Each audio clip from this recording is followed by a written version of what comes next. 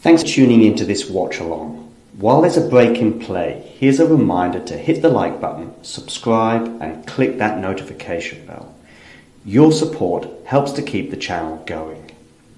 While we're here, you can now become a member to enjoy perks including badges for the live chat, but also bonus material such as interviews with top players from both ATP and WTA tours. The membership link is pinned in the live chat.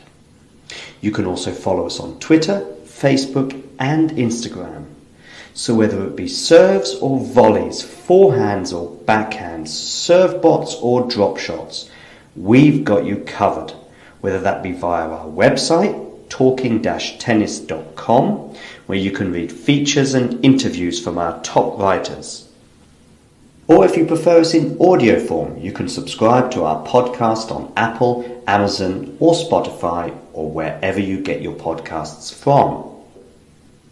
Remember, we offer you wall-to-wall coverage via our regular watch-alongs, magazine shows such as Nick's WTA Weekly or Damien and Mario's ATP version. Plus, we deliver top content from people on the ground, actually at the tournaments, so you get even nearer to the action. So, what are you waiting for? Hit that subscribe button so you don't miss out on all things tennis. Thanks for tuning into this watch along. While there's a break in play, here's a reminder to hit the like button, subscribe and click that notification bell. Your support helps to keep the channel going.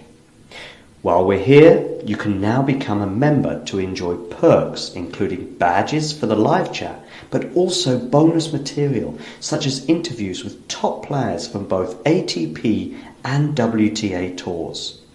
The membership link is pinned in the live chat. You can also follow us on Twitter, Facebook and Instagram. So whether it be serves or volleys, forehands or backhands, serve bots or drop shots, we've got you covered, whether that be via our website, talking-tennis.com, where you can read features and interviews from our top writers. Or if you prefer us in audio form, you can subscribe to our podcast on Apple, Amazon or Spotify or wherever you get your podcasts from. Remember, we offer you wall-to-wall coverage via our regular watch-alongs, magazine shows such as Nick's WTA Weekly or Damien and Mario's ATP version. Plus, we deliver top content from people on the ground, actually at the tournaments, so you get even nearer to the action. So, what are you waiting for? Hit that subscribe button so you don't miss out on all things tennis. Thanks for tuning into this watch along. While there's a break in play, here's a reminder to hit the like button, subscribe and click that notification bell. Your support helps to keep the channel going. While we're here, you can now become a member to enjoy perks including badges for the live chat, but also bonus material such as interviews with top players from both ATP and WTA tours. The membership link is pinned in the live chat. You can also follow us on Twitter, Facebook and Instagram. So whether it be serves or volleys, forehands or backhands, serve bots or drop shots, we've got you covered, whether that be via our website, talking-tennis.com, where you can read features and interviews from our top writers. Or if you prefer us in audio form, you can subscribe to our podcast on Apple, Amazon or Spotify or wherever you get your podcasts from. Remember, we offer you wall-to-wall coverage via our regular watch-alongs, magazine shows such as Nick's WTA Weekly or Damien and Mario's ATP version. Plus, we deliver top content from people on the ground, actually at the tournaments, so you get even nearer to the action. So, what are you waiting for? Hit that subscribe button so you don't miss out on all things tennis. Thanks for tuning into this watch along. While there's a break in play, here's a reminder to hit the like button, subscribe and click that notification bell. Your support helps to keep the channel going. While we're here, you can now become a member to enjoy perks including badges for the live chat, but also bonus material such as interviews with top players from both ATP and WTA tours. The membership link is pinned in the live chat. You can also follow us on Twitter, Facebook and Instagram.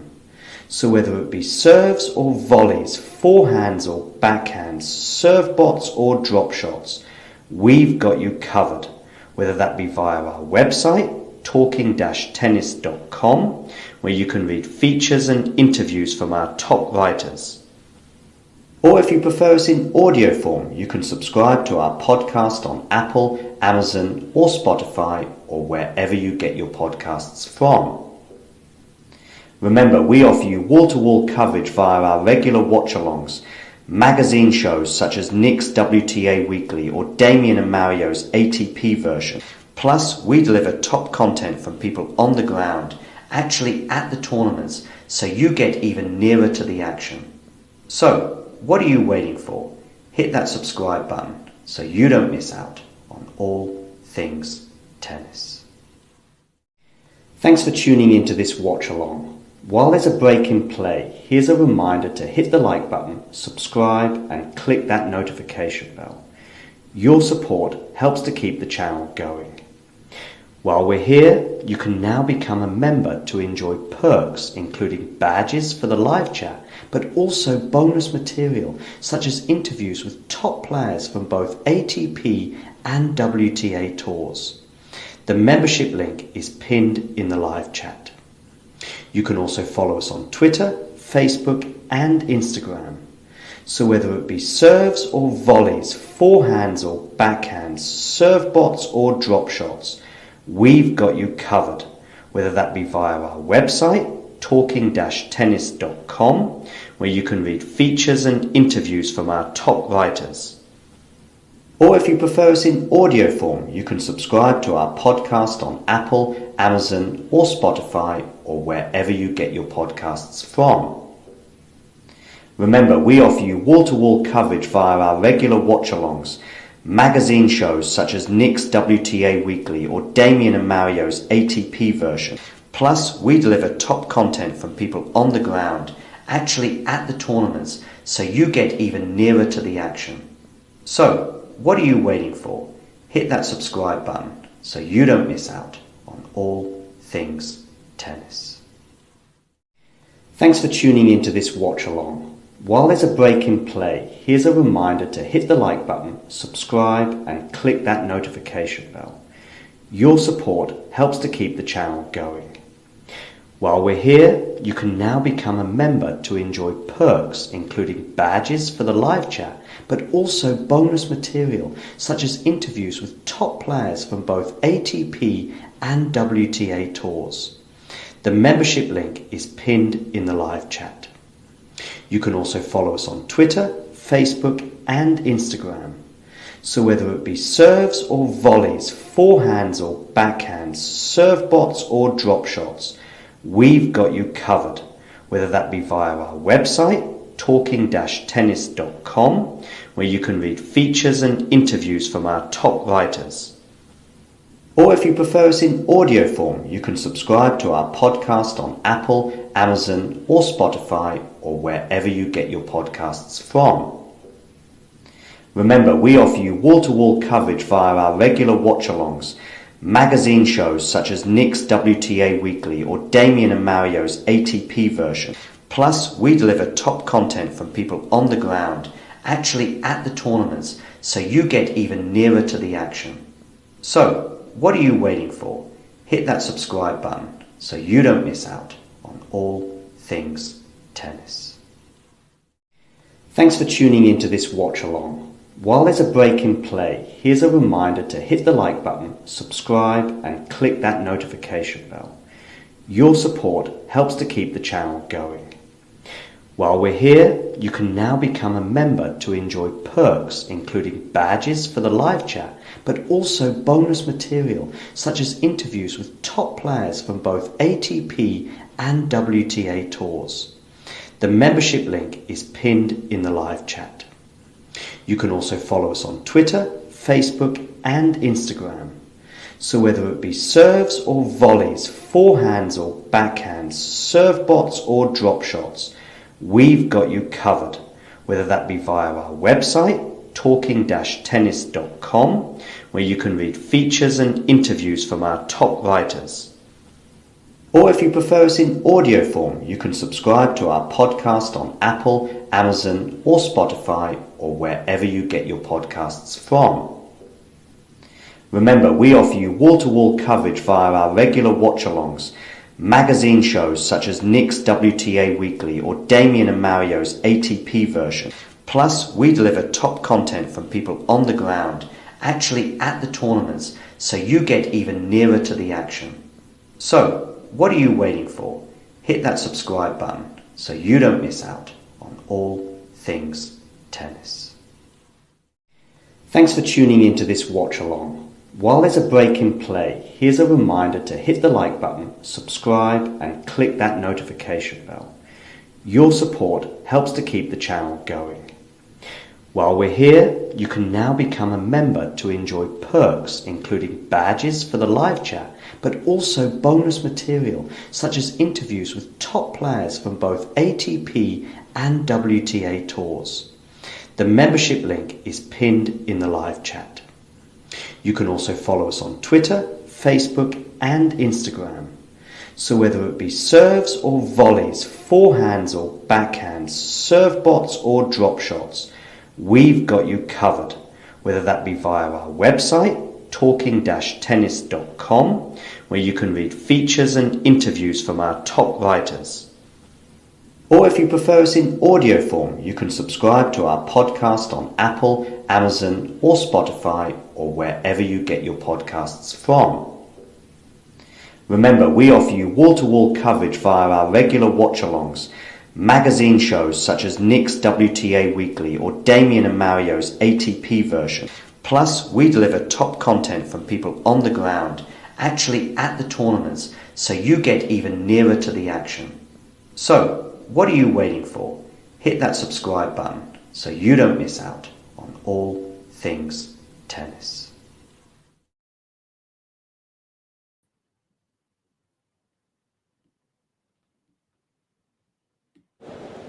Ready?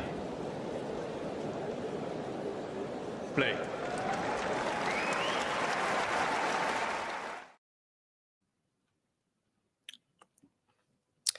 Good afternoon, good evening, good morning, wherever you are in the world, wherever you are tuning in from. I'm sure you are all pumped for the Andy Murray and Fabio Fognini show. It is yet to start. There's been a couple of rain delays today, and I currently have on my screen Popperin against O'Connell, who are currently tied at 3-all in the second set, Popperin having won the first. I will be joined at some point by Tom. I believe he's going to be logging in very shortly. Get your comments in the live chat. Let me know what your thoughts are on the Rome tournament so far.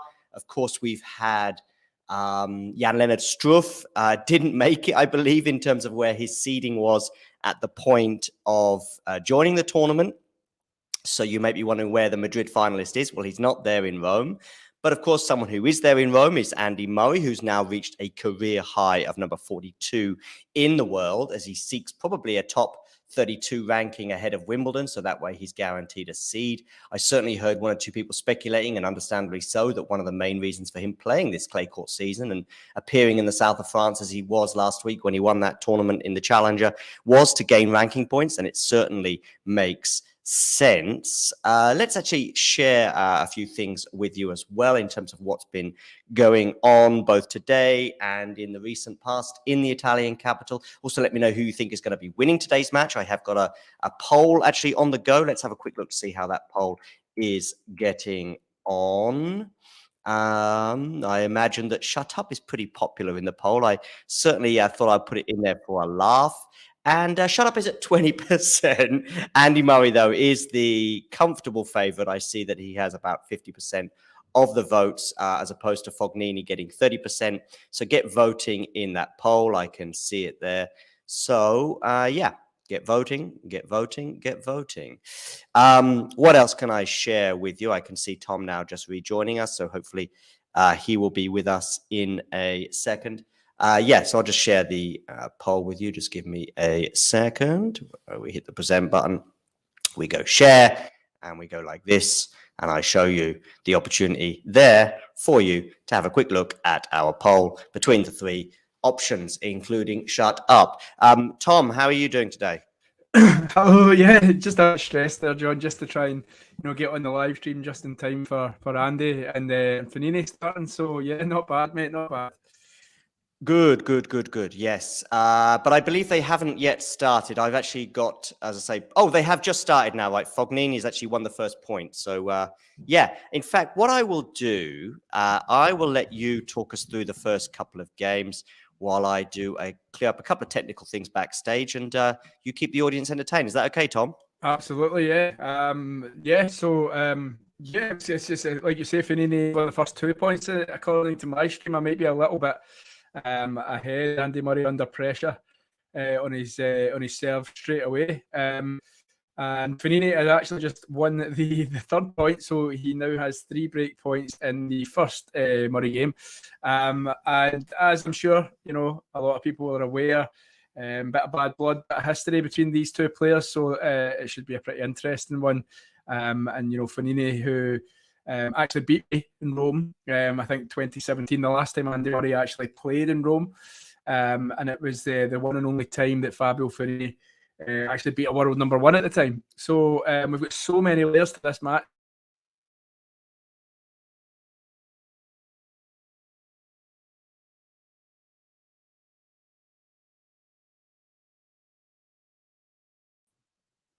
I believe where Tom has frozen there. Perhaps we have a few internet gremlins, but don't worry, I am here to talk you through as we see Andy Murray under big pressure already on his serve in the opening game.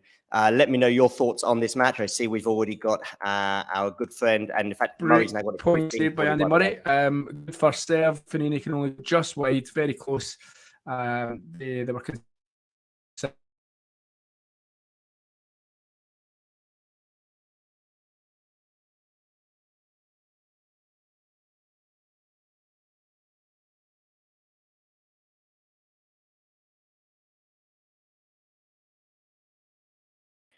As I say, Tom has 1 or 2 internet issues, but fingers crossed he will get those addressed pretty soon. But yes, Andy Murray already under pressure, but he saved 1 break point already. So that is something for his fans to clutch at, but not the best of starts in this game. He's now saved a 2nd break point, so we are at 30-40. Yeah, let me know your thoughts. I can see lots of people enjoying the Scottish bonhomie. I think I'm saying the word correctly in the live chat. So I can now see Murray and Fognini on my screen. It's 30-40. And Murray on the forehand now to the backhand of Fognini. Now on the Murray forehand to the forehand of Fognini. They're exchanging forehands at the moment. Murray now in charge of this point, and he saves his 3rd break point. So it is 40 all, or juice, as we like to call it. Oh yeah, Munar and Kokinakis, by the way. What happened in that match? I saw it at 4-2, and it still hasn't moved in the scoreline. Munar retired. Okay. I didn't know that. Yeah, and that again is another one. Another one that. Tom, I think your internet is a bit internet gremlins at the moment, as Ghosty is repeating at the moment. I'm not sure if you're tuning in from a different room or how it's going on. But anyway, listen, it is juice at the moment, and I am going to keep you abreast of all the action in the Italian capital. Juice now, Andy Murray in a pretty good scenario in terms of where he was a few seconds ago at obviously love 40. He's now got it back to juice, but it's on the forehand of each player. And Fognini is bringing it today in front of his home crowd, and he's going to let that one go. And he now has a 4th break point.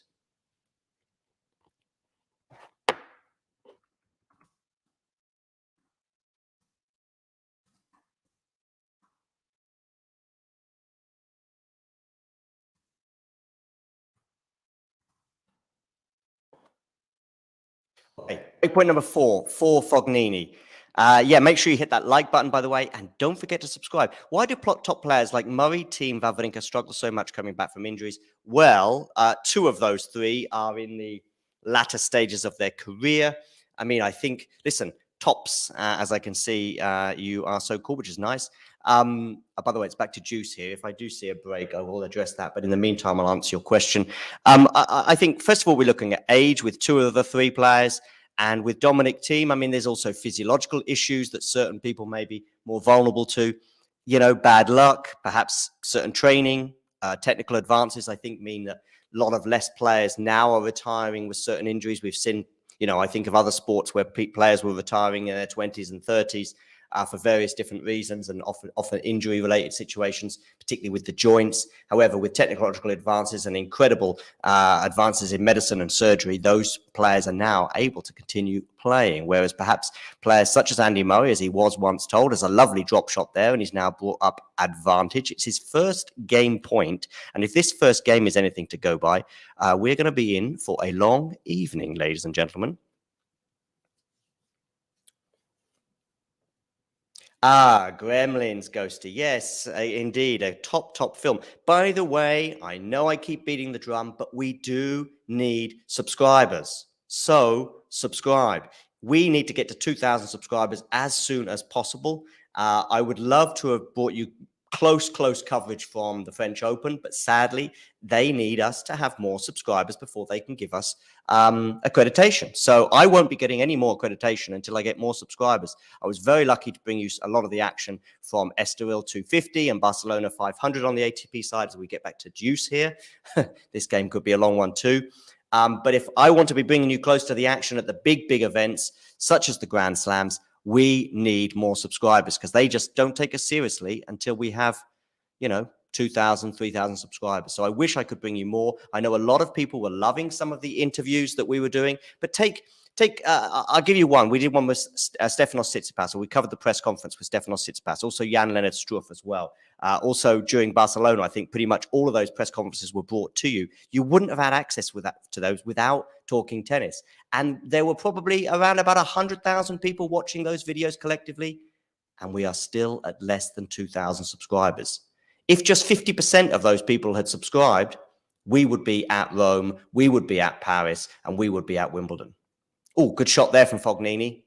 He's going to probably be in Paris, I guess, with a wild card, I would have thought. Is this Fognini's last year on the tour as a singles player? Quite possibly. Anyway, he's got another break point. I think it's over 8 minutes now, this game, and I think we've had 6 break points for the Italian. Certainly 5.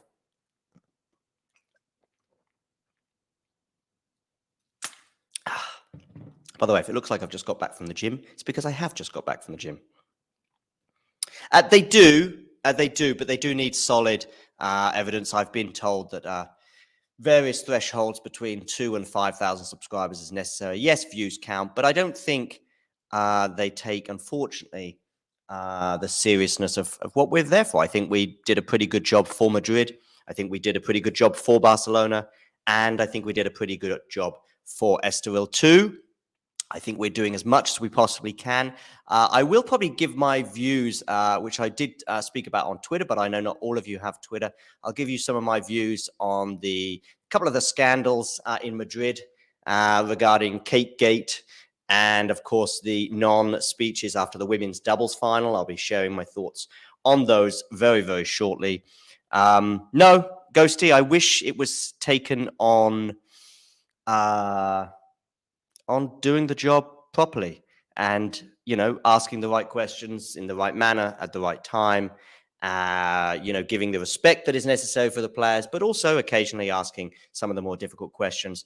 But sadly, the old school mentality of letting certain high-profile people just rock up for the Thursday and the Friday of the second week and making sure that they are looked after, even if they ask some of the most bizarre questions in press conferences that we've heard 1,000 times already, they will still get accredited. Whereas, unfortunately, some people who are a little bit newer to the market, let's say, find it a bit tougher. I was actually at Andy Murray's press conference in Madrid a few weeks ago, and all the old guard were on the left of the media room.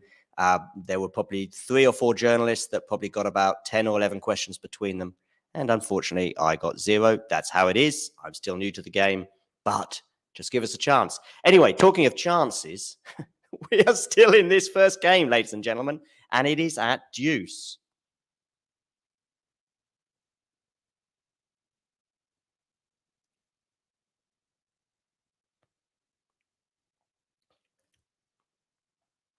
Hey, Max.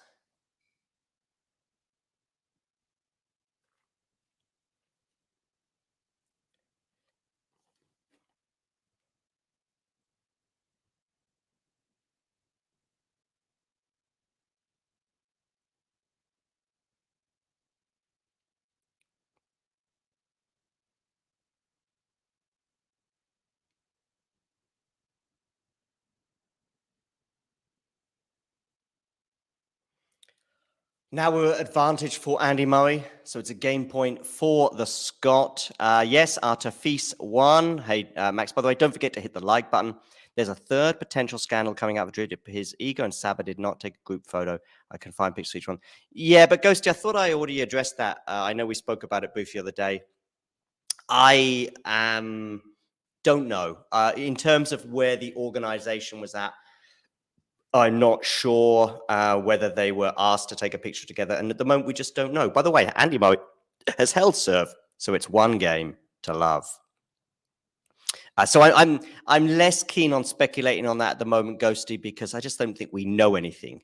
That's for sure. But I can tell you things that I do know, which I'll probably talk about at the first changeover rather than right now, because it is just one love, of course. And we're going to have these next 2 games. I was going to say in quick succession, but if the first game of 15 minutes is anything to go by, then I'm pretty sure we could be here for a while.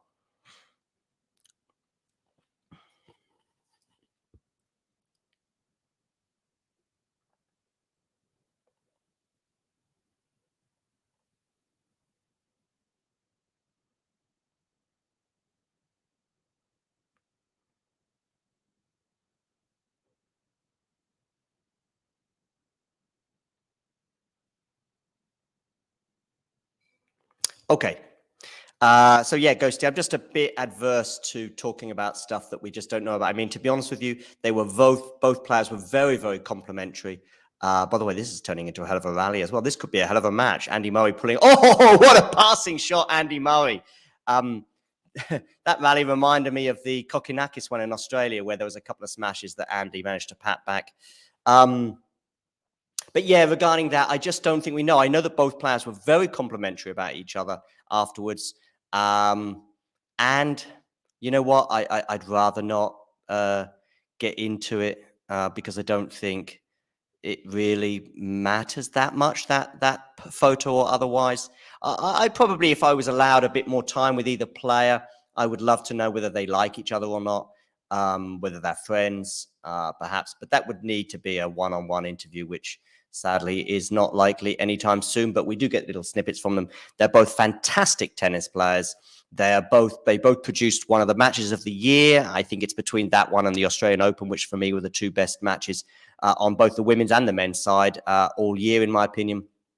So I'd rather celebrate that than whether they took a photo with each other or not. It doesn't really matter a huge amount to me. I am interested in the dynamic between the pair, of course, but given that there are certain other organizational things that went on in Madrid, lack of, thereof, whatever, I wouldn't be surprised if they were just not asked. And until now, we don't know. But yeah, I'll address Kate Gate and post-match speeches and stuff very, very shortly. Fognini, by the way, 30-15, he leads. Great to see, by the way, quite a few new people in the chat. Lovely to see you. Make sure you keep the comments rolling. We need your support. We need your support, whether it be liking and subscribing, whether it's becoming a member. And by the way, I think I saw a new member. I don't even know if I addressed it. Somebody became a new member this evening, and I didn't even say thank you. How rude of me. Where was it? It was pretty early on during our chats. I saw a new member. I thought I did. Yeah, here we go. Emma Louise. Thank you, Emma Louise, for becoming our newest member. And our new members obviously can get little access to exclusive footage, including some interviews with people such as Coco Gauff, a couple of interviews I think we have with her in the opportunities there, as well as obviously perks such as live chat stuff that you can see, badges, etc. But plenty of exclusive footage. We also did a show earlier in the year on Nicholas Jarry, and there will be plenty more stuff for members only to come. So support the show and become a member. And it looks like Fognini has held for 1 game all. So that game was much shorter than the first. We're only 25 minutes into the match.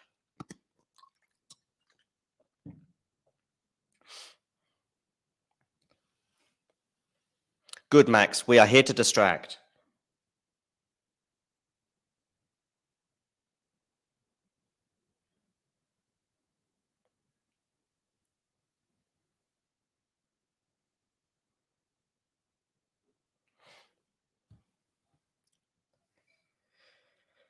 Whew. Okay. 1 game all. Thank you, Emma Louise, for becoming a member. Anyone else, make sure you become a subscriber. Let's see if we can get to we might be able to get to 1,900 by the end of this show. We'll see. Let's see what we're at the moment.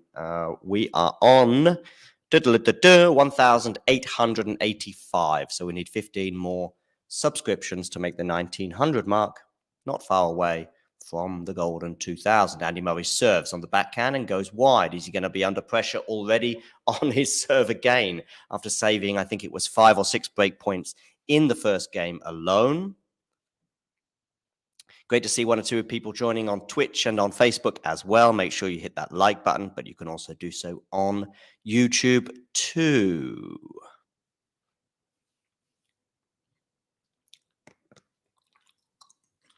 We're already 20 minutes in, and a good first serve there from Andy Murray brings up 15 all.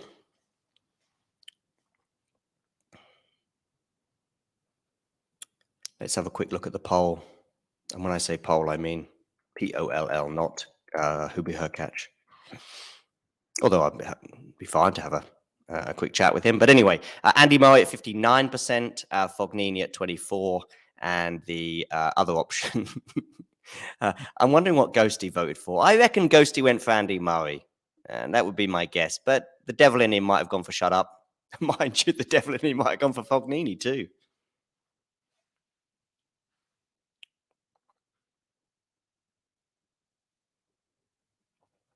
Quite possibly Ghosty. Good smash there from Fognini, meaning 15-30.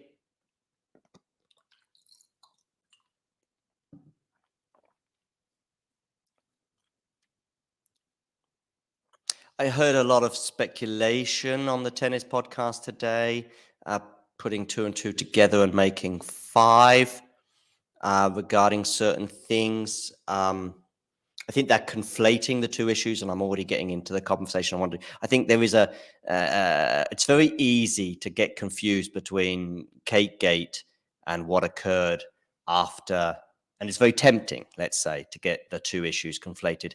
But would rather take a more evidence-based thought process on that. So I'll be sharing my thoughts very shortly. Okay, good backhand there from Andy Murray. And they're exchanging backhands at the moment. Andy Murray mixing up now to the forehand now. Forehand each. Ooh, Fognini going down the line, but going long, so it's 30 all.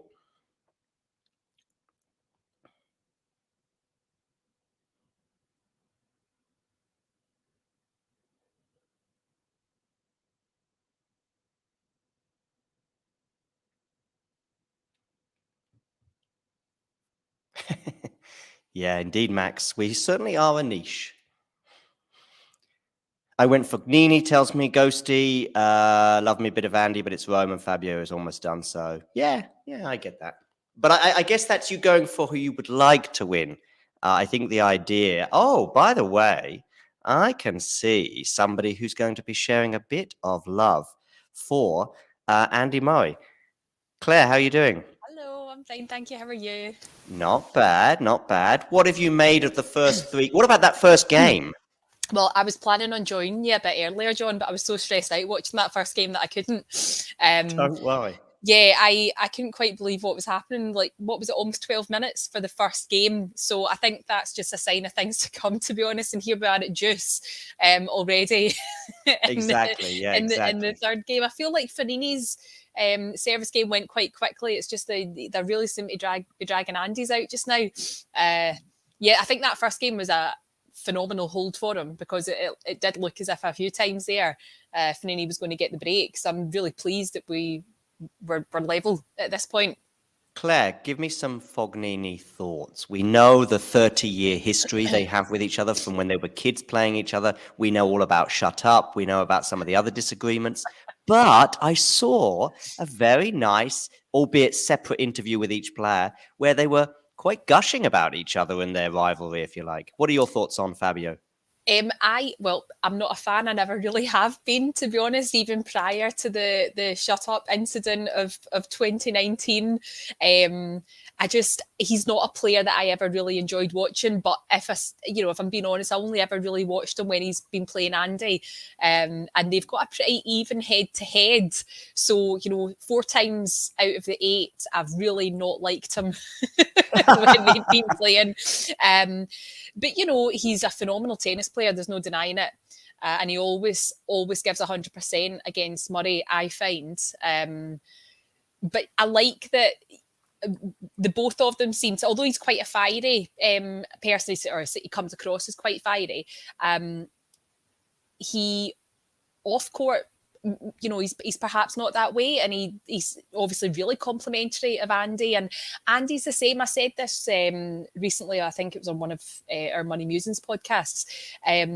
Andy is such a chill guy off court, so like he might have so much beef with someone when they're playing each other and tell them that everyone hates them, but then they'll get off court, they'll probably go for a drink afterwards together, like nothing's happened. And I quite like that actually about the two of them. People were probably making a bit more of the rivalry than there actually is. They're probably quite good pals off court. I'm just sharing your Murray musings, at least your Twitter feed anyway, where there's all the opportunity to keep up with all the Andy Murray stuff. By the way, talking about keeping up, we're already into about 7 minutes on this. So I think Andy Murray's been about 25 minutes serving, or it's about 20 minutes serving and a 2-minute serve from Fabio so far. But yeah, I think you're right. We see it with sports fans as well. I mean, you can go to a football or a soccer match and you'll be looking at these guys shirtless and they're throwing, and it's like -2 degrees, and they've got their swing and and they're effing and jeffing. And you're thinking, on Monday morning, he's probably a solicitor or yeah. And you're just going, I mean, sport does sort of possess us to some extent. And I think certainly when you're playing it. Anyway, we've got, I think I'm just a few seconds behind you, but I'm watching a break point at the moment for Fognini. Yeah. I'm feeling a little bit nervous about this. I always do, like whenever, especially on Andy's serve as well, and he can't get that first serve in. A break point on his second serve really brings out my anxiety levels, to be honest, because we all know it's not a strong point, especially on clay. So let's very just much. Let's see how this goes here.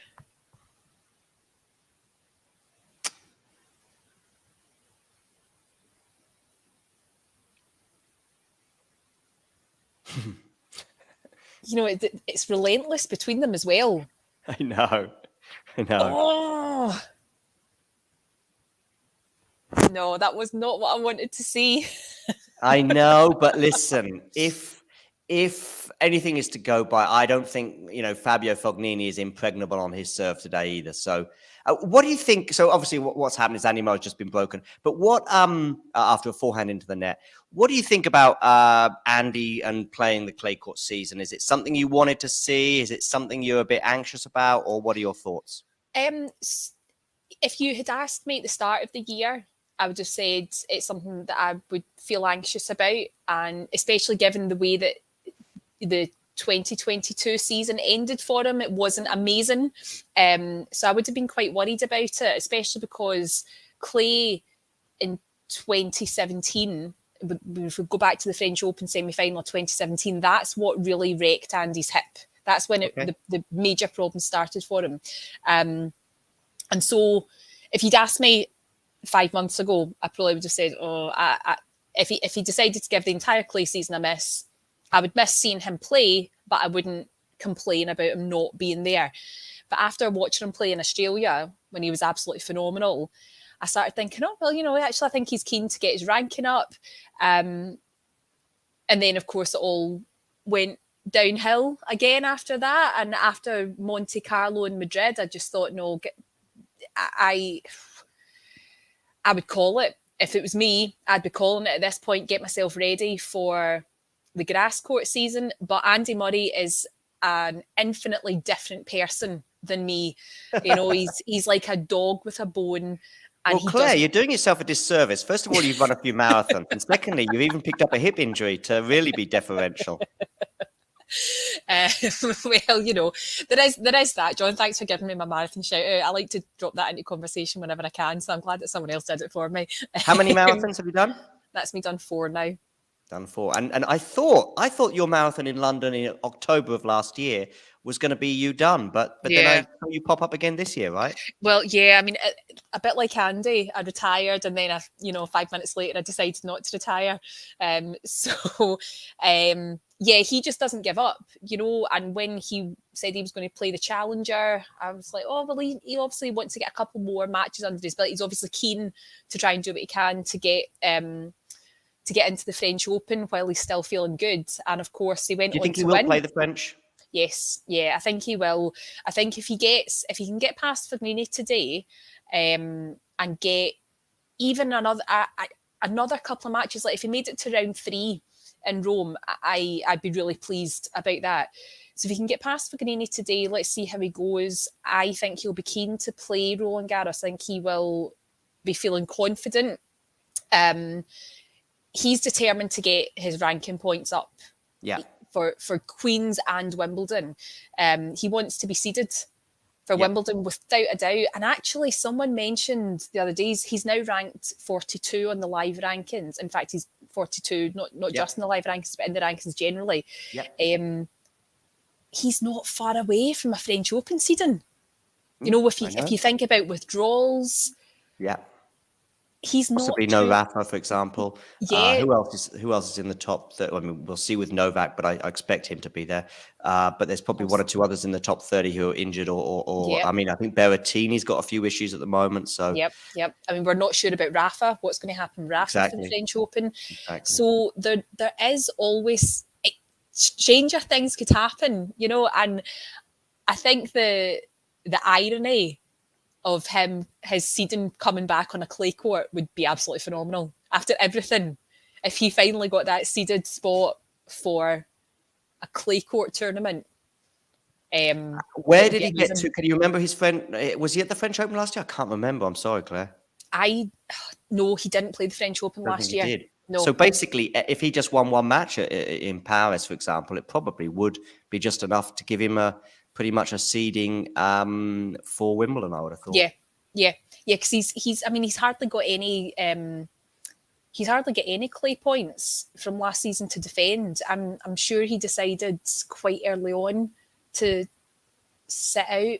Oh no, he did come back and play. He said he wasn't going to play any clay last season, and then he ended up did play a couple, but I don't think he played the French Open.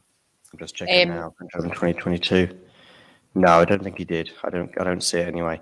But I did speak to Andy, or I spoke to him, that's not true. I was at a press conference where he was spoken to after his first round defeat in Madrid, which is less said about the better, because some terrible volleys on top of the net there. Awful, which he even told one journalist that I think you would have made that final, or one of the final volleys. It wasn't in my direction, by the way. So anyway, but away from that, he was asked about French Open, and he said he and his team are kind of divided on it for this year. They're kind of split. By the way, we're at deuce now on Fognini's serve, so a bit of pressure here at last on the Italian stuff. And he was asked about it, and he said him and his team are divided. I think he said it would be nice to go and maybe say goodbye and at the French Open, not to the sport, because he probably would be. We are looking at if there are, say, 2, 3, 4 Wimbledons left in Andy, or maybe one, there is going to be less French Opens left in him. So. So let's just say he's got one more French Open in him, and if he only plays one more French Open, and it means he can play 3 Wimbledons, that's the scenario where we're at. So I think, and Andy's now, it's an advantage for Fognini. Yeah, so he was asked about that. And yeah, he seemed like he would like to say goodbye, would like to go there. I think you're also right, though. I think the rankings points is an issue. And would 2 matches in Paris hinder him for Wimbledon? Probably not. Probably not. I mean, it's just about getting a few, he'll still, if he goes out, say, in the second or third round in Paris, he's got a few more points, probably enough to get himself seeded at Wimbledon, and he'll still be fresh enough to play a grass court tournament such as Queen's.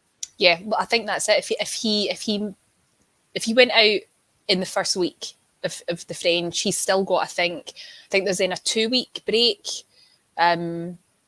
2 or maybe 3. Maybe 3, and then maybe 3 before Queen's. Queen's starts on the 19th of June, so there's quite a bit of recovery time there. He missed Queen's, I think, through injury last year, by the way, if I remember rightly. Yeah, he got had to the final in Stuttgart, I think. Yes, against Berrettini, and then he had an abdominal tear, which you saw it happen during, I think, the third set, and he couldn't serve properly.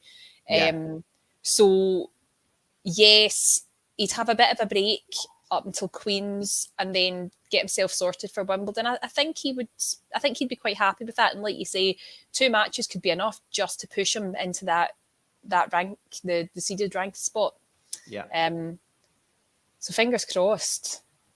I think he will. I think he will play the French Open, and I can understand where his team's coming from. The ones that are maybe saying, "Oh, I don't know if you should do it, Andy." But he said while his body feels good enough to play clay, he would like to do it. So I think what he's saying is he feels great right now. Maybe next season, his body's not going to be feeling quite so good on clay, so he may as well do it just now while he feels good. Yep, indeed. So fingers crossed we get a nice little purple patch from Andy over the next couple of clay court tournaments. As I see Fognini just held a serve. Yeah, he just held a serve. I actually thought it was out, to be honest. I don't know if you can see this comment here from Sean. He said, "I can tell by your accent you're a Fognini fan." Me? Yeah, I think he's being sarcastic. I don't think you have an Italian accent, Claire. Although, by the way, I've heard a lot stronger Scottish accents for sure. I think about 1 in 3 of the talking tennis community actually probably has a Scottish accent. So I'm starting as I'm wondering how many we've got. Me and Nick on the southern side of the border. Probably I'm missing 1 or 2 others, but yes, I think maybe the Scots outnumber the English in terms of talking tennis. So we'll see how that pans out. We've only got 1 Italian. I'm very happy to expand that community, and anyone else who wants to join. But yeah, go on, Claire. What were you going to say? Can't remember actually. What was I going to say? What were we talking about? Something to do with Andy Murray, I'm sure. I think I said it just makes a nice change to have more Scots than English on something. Yes, that's we're usually very outnumbered. Yeah, I'm sure in many respects. Anyway, Claire, listen, just quickly. So you've done 4 marathons. Will you be doing a 5th? I said no, but I'm already thinking about doing another one next year. I would quite like to do the Chicago Marathon. Ooh. So I've been looking into it's not. I think it's October or November. So I've been looking into the sort of marathon tour packages that companies put on for going out and doing that. So yeah, I think I'm not quite done to get in, right? I mean, London obviously has its ballot, and I guess most have their ballots, but the bigger marathons, so certainly London is like a 1, just for the random ballot thing, it's like a 1 in 6 or 1 in 7 chance. At least it was when I did it in 2016, I think. It may be worse now, but of course you can do it through charities, of course, but it's certainly London where you can raise a certain amount and then get in that way, which is how I got in at London 2016. But it's not a case of just putting your hand in the air and rocking up, right? No, it's it's frustrating. I've entered the ballot for London, I think 10 times, and I've never got a ballot spot. There you go. I've been fortunate enough to run London 3 times. My first time was through a charity spot in 2018, but like you said, there's a certain amount you have to raise, and it's quite high pressure to do that. Yeah. My second London Marathon last October was. Again, it was a charity spot, but I'd already raised the money. I was supposed to climb Mount Kilimanjaro for this charity in 2020, and then COVID happened. So it just kept on getting postponed, and then eventually it got cancelled. But we had, as a team, we had already raised we'd gone way over the target that we were supposed to raise to climb Kilimanjaro. And so my charity contacted me and they said, look, obviously we've got all this money now, which is amazing, but do you want to transfer it over to something else, so that you can at least say you've completed something for the money raised? And we ended up transferring it over to do the London Marathon. And this year I'm in a running club and I got my club ballot spot. Every year our club gets one place in the marathon, so I was lucky enough to get that. So that's how I've got through. I find myself quite fortunate to have done 3, considering I've never had a ballot spot. But you can do, if you're from overseas in particular, you can, they set aside a specific allocation for marathon tours, companies which they set up your spot in the marathon, accommodation, etc. And it's like a 4 or 5 day trip. So I'm thinking if I decide to do something like Chicago, that's what I'll do. So yeah, we shall see. I got a PB in my marathon this year, John. So I'm now starting to think. What is your PB? It's 4 hours and 45 minutes. So it was half an hour faster than I did it in when I did it in last year. So now I'm thinking, I trained better, my nutrition was better, everything was just in general loads better. So now I'm thinking, I could probably do it a wee bit faster again. So I say I'm done. Are you getting faster, Claire? Is that what I'm reading in the 4 marathons? Is each one got slightly quicker? Yes, yeah. Each time I've got quicker. Yeah. Claire, you and I are kind of like 2 ships in the night because I'm getting slower. I haven't run one now since 2020, I think.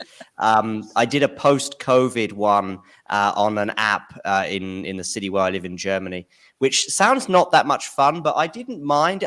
In the end, it was like, I can do this at any time over a 9-day period. So I did it on a Friday morning. I had the rest of the weekend to do it myself. I also got people to cycle and run and, almost walk alongside me at various points to join me along the 26.2 miles app. So yeah, that wasn't too bad. But yeah, that was the last one, I think, which was October 2020. It was on the same weekend as the French Open, sort of culmination, that winter one. I remember getting home and watching the Tsitsipas play Djokovic in the evening in a 5-setter, and Rafa wiped the floor with Schwartzman in the semi-final as well the same day. Mm-hmm. So that was when it was. That was my last one, but I've done 6, I think, and I started at 3:42, Claire. So there we go. There we go. You've got a benchmark.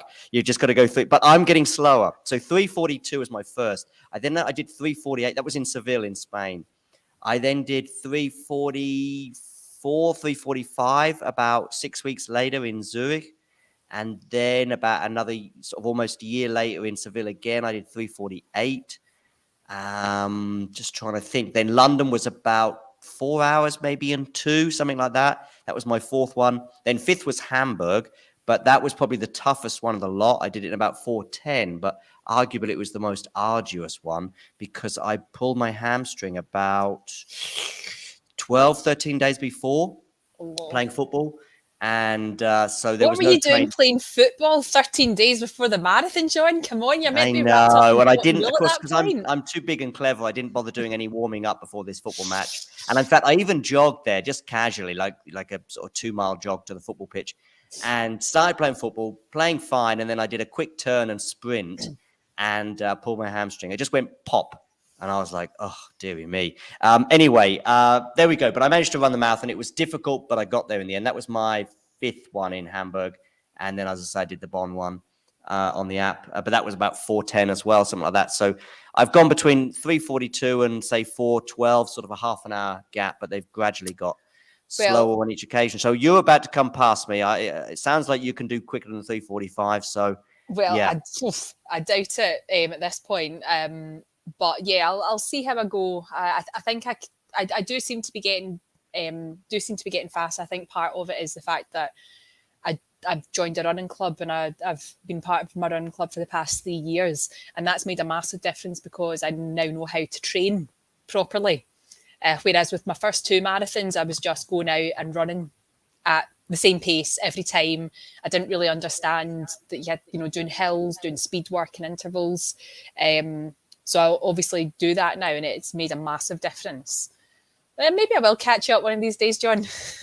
You're not far away. You're not far away. Anyway, talking of not far away. Oh, Murray just put a forehand long and wide, so he's at 15-30 now on the Fognini serve. The most recent service games have been a bit more comfortable for both players, hence our sort of sideways chat on marathons. But watching Andy Murray, of course, at times this year has been a bit marathon-esque, right? Oh God, yeah. I mean, if we go all the way back to Australia, he was 2 sets to love up against Berrettini in round 1. Couldn't quite believe what we were seeing. I thought, I'm going to be out of here in an hour. Got dinner reservations. And then, of course, it turned into something like, it was like just, maybe just shy of 5 hours, or it might have been 5 hours and 10 minutes. 5 p.m. UK time, 6 p.m. Here in Germany, which is just weird. It was almost like that's a sort of European sort of like Grand Slam time. Yeah, it was insane. And then, of course, the match against Kokkinakis, that was incredible. That's the one I'm thinking of. So it's Kokkinakis. That was probably about 5 p.m. UK time. That went on until until 4:30 in the morning in Melbourne, which was just absolutely bizarre.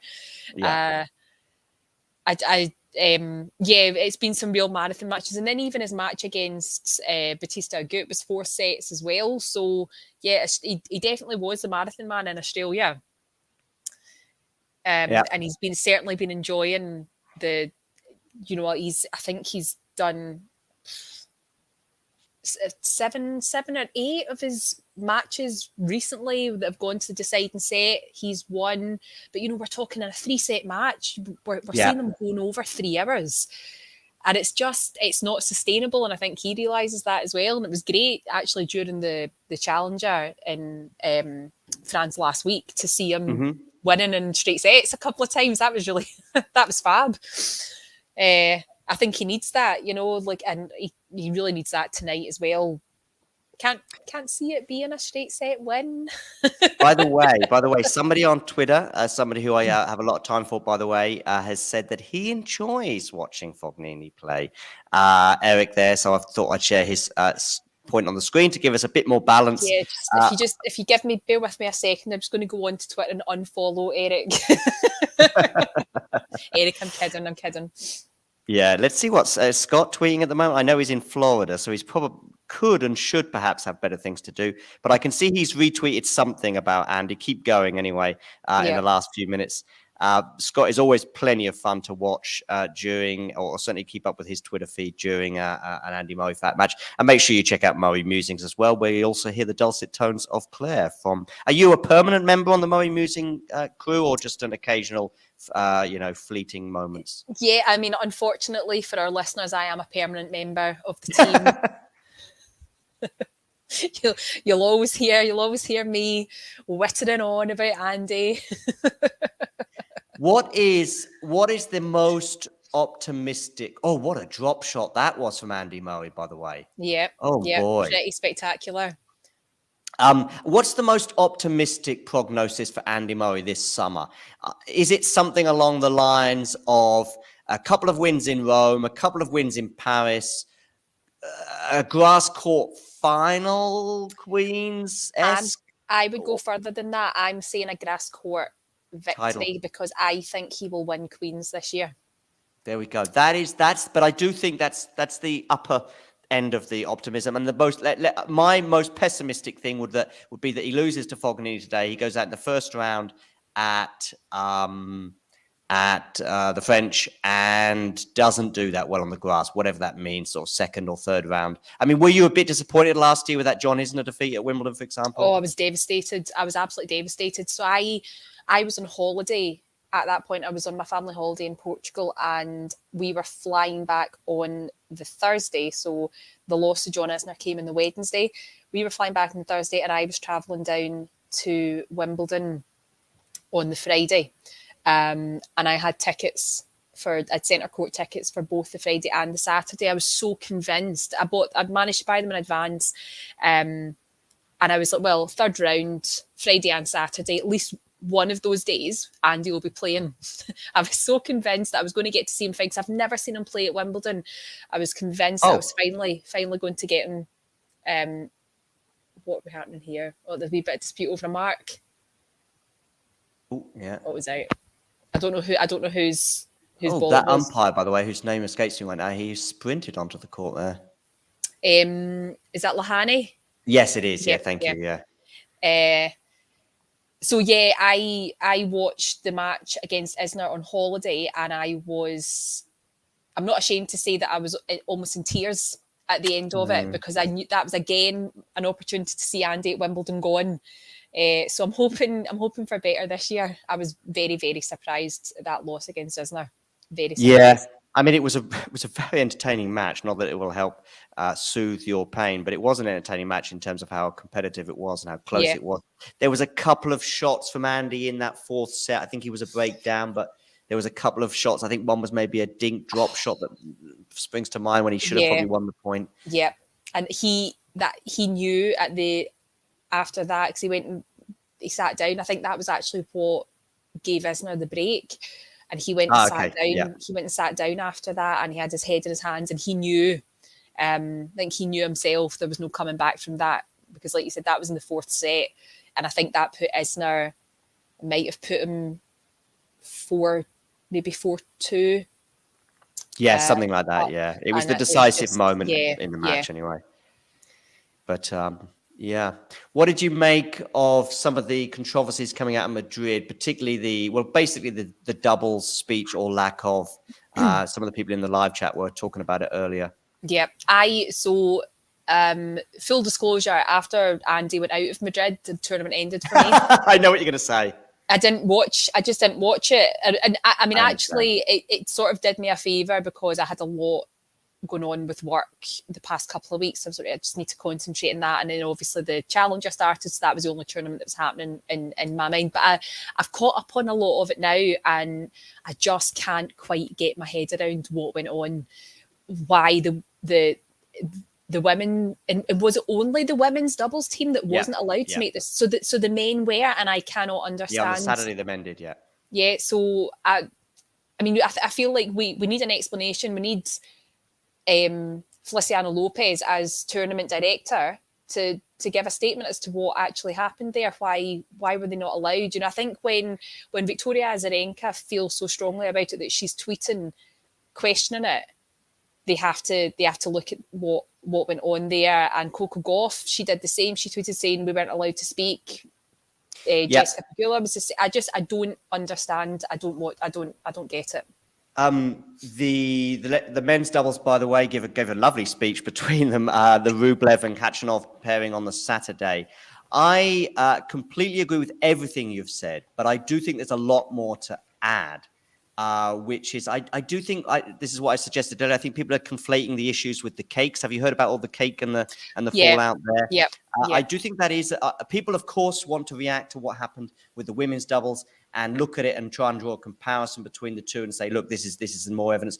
I think that is speculation, but I think that the silence that you highlighted from Feliciano Lopez, good friend of Andy Murray, of course. Andy Murray, a champion of women's tennis and women in general. So that's an interesting point. I don't really know what authority actually Feliciano Lopez has at Madrid. There's a lot of talk that he's just a figurehead and not much more. I think the silence now is too long anyway. I think the 36 hours or whatever it is, 48 hours since the women's doubles final on Saturday suggests that even if they do come out with a statement, which I don't think they will now, it's just too long, that it's just too much. You clearly don't believe in whatever statement it is you're going to be putting out. So and I think they're just hoping that things will die down. And of course, generally time does. But I will add, and this is why, although I agree with everything you've said, Claire, and what everything has been said by many people, including Coco and Jessica Pegula, amongst others, about the issue, I had a little bit of a thread, a little bit of a thread by Thread's comment. So I'll just share this on the screen with our viewers. At the moment, Andy Murray looks like he's going to serve, so we'll be having a changer at 4-3. He's 30 love up, but if something dramatically happens, I'll bring us. So I'm just going to read out my tweet. Hopefully we can see it on the screen as well. A lot has been made over the lack of speeches from the women's doubles final in Madrid involving Azarenka, Hadad Maia on one side, and of course Pegula and Coco Gauff on the other. and Coco, as you say, and I think Pegula and Azarenka have all had their say on the issue. But let me share a secret with you. After some 100 requests to speak to players over the last 5 weeks, just one would speak after defeat. And let me tell you, and therefore the audience, a bit about how it goes. You ask to speak to a player on the form, it'll often say, and this goes through most of the tour. In fact, no, all three of the tournaments that I attended in recently, Estoril and Barcelona, which of course ATP only, but Madrid being both. And you are asked, do you want to speak to the player afterwards in defeat, like if they've won or if they've won or lost? I almost certainly would always write won or lost. Unfortunately, you wouldn't know that sometimes that interview is going to take place until like 5 minutes before. So you're doing a mad rush. Sometimes you're attending matches, making notes on the off chance that you might have an interview with said player. But knowing full well, oh dear, that smash from Andy. Sorry, I do have to just break off a second here for this rally. Oh dear, because I think you're probably a few seconds ahead of me. There was an awful smash that Andy Murray just caught on the frame of his racket, which some of us do at the club level. We don't get the chance to do it in front of a packed faithful in Rome. But anyway, it's 40-15. Andy's still pretty comfortable on his serve, and fingers crossed he holds despite that rather unfortunate smash. But anyway, so there's a thing. First of all, there's a thing going on there. There's a don't you dare speak to us if we lose kind of thing. And I don't feel overly comfortable with that. It's not, by the way, I'll get to this is all part of the Azarenka doubles speech or whatever as well, but I'll come to that in a second. But, it's like, don't talk to us if we lose, which I'm not entirely comfortable with. I know we've got the Naomi Osaka situation, but I think I'm also with the fact that if you're an idiot in the press conference and you want to speak to Iga Swiatek about her makeup, you have your press accreditation removed. I'm sorry, at least for that tournament, until you realize that that's just not, that's not the way to behave. And so if you're asking dumb questions in press conferences, then sure, fine.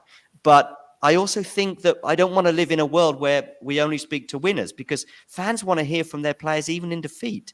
But there's only one player that I had a close-up speaking to after defeat. Andy, of course, as we know, did come to do a press conference after his defeat. I will mention that because a lot of players didn't. But there's also the scheduling too. Mm-hmm. So we'll come to that in a second anyway. So I'll scroll down. So while the players have every right to share their frustration over Sunday's debacle, and the ATP and WTA, as well as Madrid organisers, can share their blame on that one, the players themselves should not be entirely absolved of blame. Let me explain. I've now attended Estoril ATP, Barcelona ATP, and Madrid WTA and ATP, and there is a discord between the media, the officials, and the players. Either requests to being spoken to are not being passed on through, and I think I've made a mistake there with my grammar. It should be PASSED, so apologies for that. Through fear of upsetting the player or the players, because the players just don't want to speak, or there's a fear. Sometimes I think I was speaking to the officials saying, can I speak to said player? Oh, they said no. And I got the impression that sometimes those requests were not passed on. Mm-hmm. So in victory or defeat, sometimes understandably, if the match finished late, and thanks to Maria Sakkari and Iga Swiatek for taking the time to speak to us after midnight. But I also wanted to speak to Jan-Lennard Struff after his quarterfinal win over Steph Tsitsipas. Steph lost as well, but as we know the protocol, you lose, you don't speak to us. Okay, anyway, I digress. I wasn't the only one waiting to speak to Struff that night. Several journalists stayed late, waiting, hoping, and expecting to no avail. And I don't think it's Jan-Lennard's fault. I don't think he was asked. As I say, I have my doubts. Yep. I do think the schedulers must share some of the blame, and I understand players not wanting to hang around for a while late at night. But as Sakkari and Swiatek did, a quick interview after coming off thought to give the millions of people across the world the possibility to hear their thoughts. And trust me, the feedback I got was extremely positive on the chance to hear them. I know many would like to hear them after defeat too. I know there's a danger of the Naomi Osaka situation repeating itself, but if you warn and even suspend journalists for asking dumb questions about makeup and other awful stuff, instead of bowing down to those, they've been doing it for 40 years, give them another chance, etc., then perhaps we would have a much broader and more popular sport. And the one player out of the hundreds to speak to us in a more close-up scenario after defeat, Dominic Thiem. So thank you, Dominic, for coming to us in Estoril. As you can see, a quick picture of us right close up with him after that match. So I wanted to speak to those finalists in the doubles, and I was told no, you cannot speak to them. So I don't think I think that could be the organisers, but I don't know if the players always want to speak to the media either. And I get that. They've just played 2 or 3 hours and they might not want to play, but that's where we're at. That's where we're at. If we want to grow the sport, then I think there could be a protocol in place where, I mean, at Grand Slams, it's a lot more, speeches afterwards, press afterwards, blah, blah, blah, etc. But yeah, there is a discord between the three: media, officials, and players. Yeah, and I reckon what you're saying about the tournament and the request not making it to the players, I think is quite probable, John, because the people that are at the tournament, and they'll be the tournament's media people. And speaking as a media PR person myself, if it's midnight, 1 o'clock in the morning, they don't want to be hanging about either.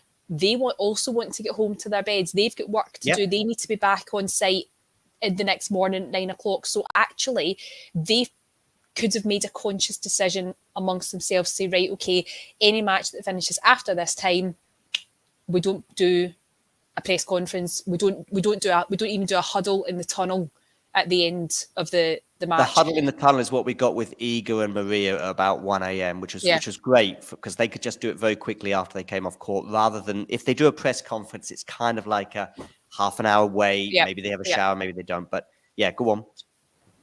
And the huddle in the tunnel is what Andy did actually after the match against Kokkinakis in Australia. There was a photograph of them, just quick 5-10 minutes of everyone just grabbing them. But I do think that on certain occasions that will be a conscious decision of the tournament organisers to say, right, let's just cut it. But the doubles final was at 3-4 p.m. Yeah, that does seem really odd to me. And that also, it does make me wonder if, because they weren't allowed to do speeches at the end of the match, have they been told reject all media requests, because they'll know that the players will be understandably annoyed about not being able to make a speech at the end of the match. So are they trying to do a bit of crisis management? I mean, it's absolutely not crisis management because they've just made things worse for themselves. Yeah. Are they trying to do a bit of crisis management by saying, right, okay, we won't do any media interviews? Yeah. Don't allow the players the opportunity to criticise us in a media room for not being allowed to give speeches. It's the whole thing is very, very bizarre, and it takes me back to my initial point is that there should have been a statement clarifying this. And if like you said, John, if there's not going to be one now, there won't be one. They'll be hoping it'll all blow over, but unfortunately, a lot of people are talking about it. Yeah. And they might now produce a statement, but I don't think it'll be worth much more on the paper it's written on because it's so late. But like I say, I do think that there's officials to blame here, organisers, stroke officials. There's a power scene going on.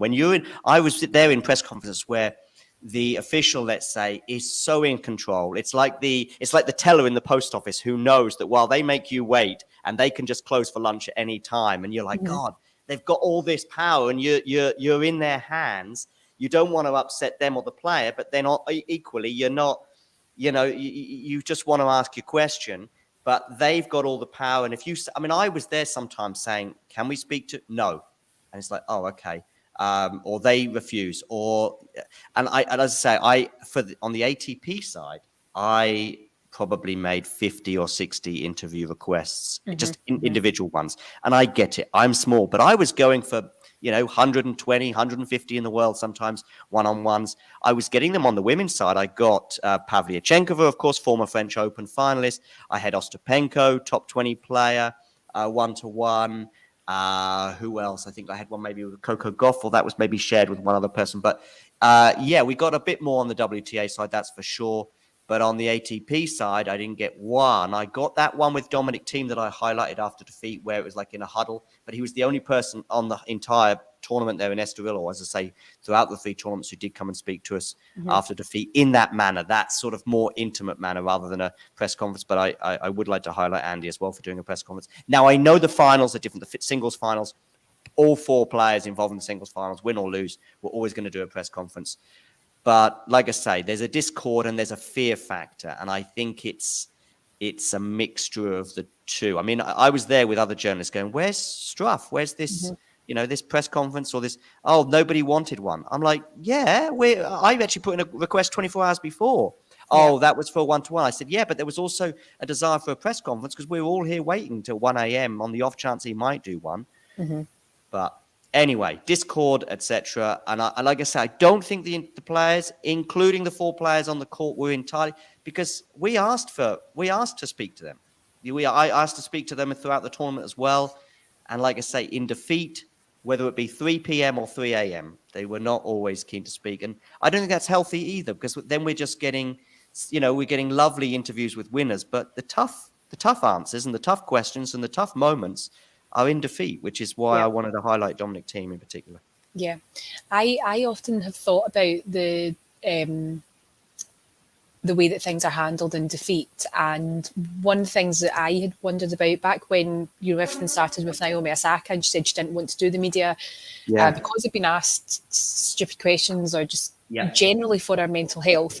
One of the things that I thought about was if players could have the opportunity to take some time to sit down with their team post defeat, whether it's 10, 15 minutes, half an hour, whatever, try and look at the areas in which they felt the loss came from and have a statement that they can put out to the media. So if they don't feel comfortable answering questions at that point, if they're not in the right frame of mind, but allow them to actually just issue a statement saying, this is where I feel I went wrong, this is the areas that I'd like to build on. It allows them to be in control of their narrative.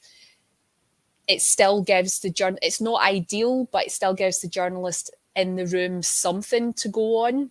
It's a really tricky one. But I'm also fine with players saying, look, I'm going through a rough moment, or like, I don't mind Naomi not doing press, especially in defeat.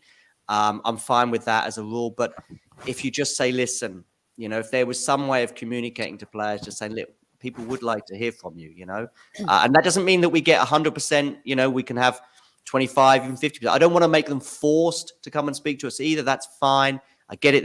I don't want fines or any of that nonsense either. I'm fine with, just saying like, sorry, but they feel really down and they're really annoyed, or they've picked up an injury, or they're tired and they want to get the next flight home. I'm fine with that. If we just got 50% of the players, that'll be fine.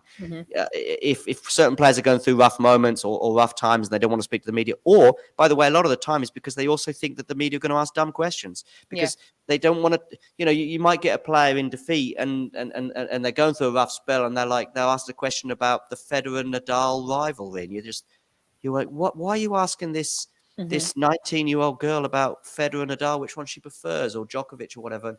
And those people should not. I wouldn't necessarily take the accreditation away for that. I would just say don't let them have the floor for a couple of weeks or something like that. Let them attend the press conferences and listen to proper questions.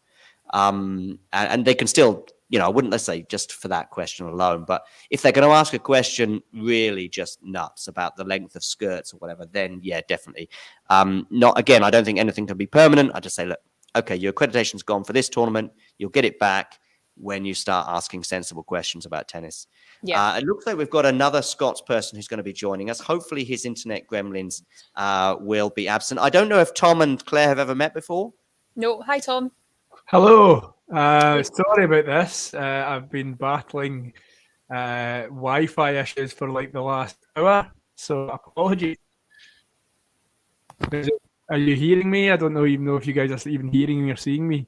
Slightly better than before, but still a bit ropey. But by the way, advantage Andy Murray here means he's got a game point for 4-5. But yeah, it's still a bit ropey, Tom. It must be because the whole of Scotland's obviously sitting down to watch Andy Murray. Yeah, I think that's what it is. It's the only explanation. Ooh, that's a good forehand winner. Sorry, from Fognini there. Not that you guys will be rejoicing over it. Well, I'll stick with you guys as much as I can. Obviously, Wi-Fi permitting.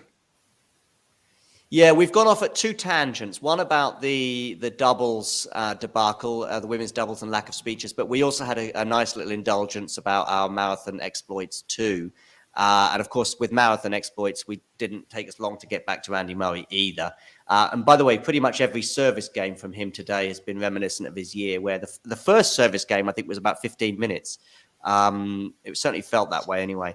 but he's now got a game point for 4-5. He actually hasn't, Claire, by the way, threatened the Fognini serve as much as I thought he might today. No. Certainly not so far.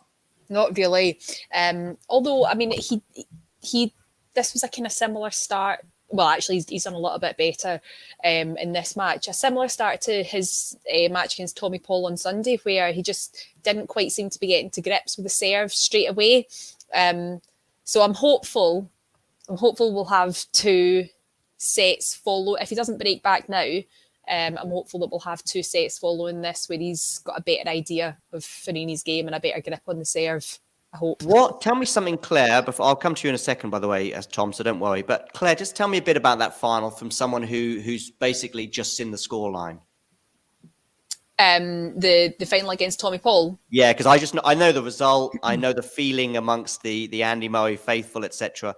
But I don't really know much more about it. Other than the fact, I think his mother Judy got a 1999 flight over there on Sunday morning. Very early morning flight on Sunday. Yeah, well, it didn't get off to a great start, and I don't think it was because Andy was playing badly or Tommy Paul was playing lights out tennis. Tommy was playing well. Andy just couldn't quite figure out his game. I think they've only played each other once prior to that. And it was on a different surface. It was indoors, hard court. Very, very different, different circumstances. So I think Andy just couldn't quite figure out what he wanted to do with Tommy Paul's game. And you saw him starting to get the understanding towards the end of that first set. And he won 2 service matches and the set finished 6-2. And then he just came out. He knew what he needed to do in the second set, and it ended up just being an absolute annihilation.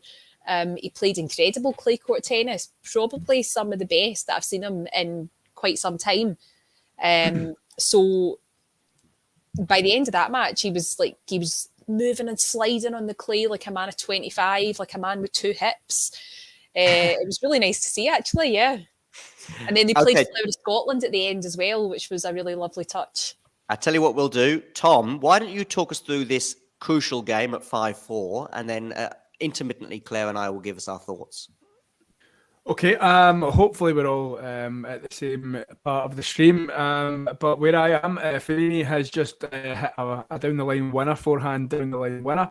Andy had basically looked a forehand and, played a little bit short, and Fognini is capitalised on that. So 15-love to Fabio, who, I've been catching glimpses of this first up because of the connectivity issues, but I was just, I noticed that I don't think I've ever seen Fabio Fognini smile as much in a tennis court as I've seen at parts in this first set, and it just gets you thinking. He just kind of loves this kind of needle that's between the two, and the fact that he's up against probably a rival. You could go as far to say somebody who's there's a bit in the match, there's a bit riding on the match. It might be a first round match.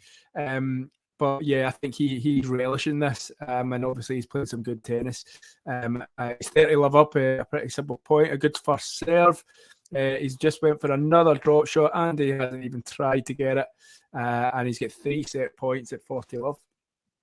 Yeah, that's a disappointing. I think there was a break point early on in the set, but it's kind of a bit disappointing the way Andy hasn't threatened Fognini's serve here. It's a nice little touch there from Fognini at the net. Not that you guys would appreciate it. Are you still with us, Tom? Oh, Tom seems to have... Yeah, it looks like he's frozen a little bit. He's frozen again, yeah. Yeah, yes. Claire, listen, all I'll say, Claire, is I wouldn't be too doom and gloom yet. We've got 2 sort of players in their mid to late 30s that I don't think it'll favour one or the other if it goes to a third set, if you like. And Andy's shown us many times this year he's 5 over 5 sets despite losing this set and that game to love. So I wouldn't be too down, but of course it is 1 set to love to Fognini. So that's where we're at. I think Andy can play a lot better. Yeah, he definitely can. I'm hoping that this first set was just a warm-up, getting used to the conditions. I think this is quite a slow clay court tonight. I think there's been a lot of rain in yes, there has. Throughout the day, which slows the court down, and it does get slower throughout the day. And obviously he's last match on. And with the rain, it'll be even slower, which it's not ideal conditions for Andy. It's not his best. It's not really what he prefers, what suits him. But hopefully that was an hour and 10 minutes, that set. So hopefully that's given him enough time to warm up and get a little bit used to it. And fingers crossed, we'll see him coming back fighting in the second. Yeah. I can't have their head-to-heads 4 each. Yeah, John, right. I can't have Fognini taking the lead here. No, and thanks for pointing that out, Claire, because I wasn't aware of that head-to-head scenario until you mentioned it.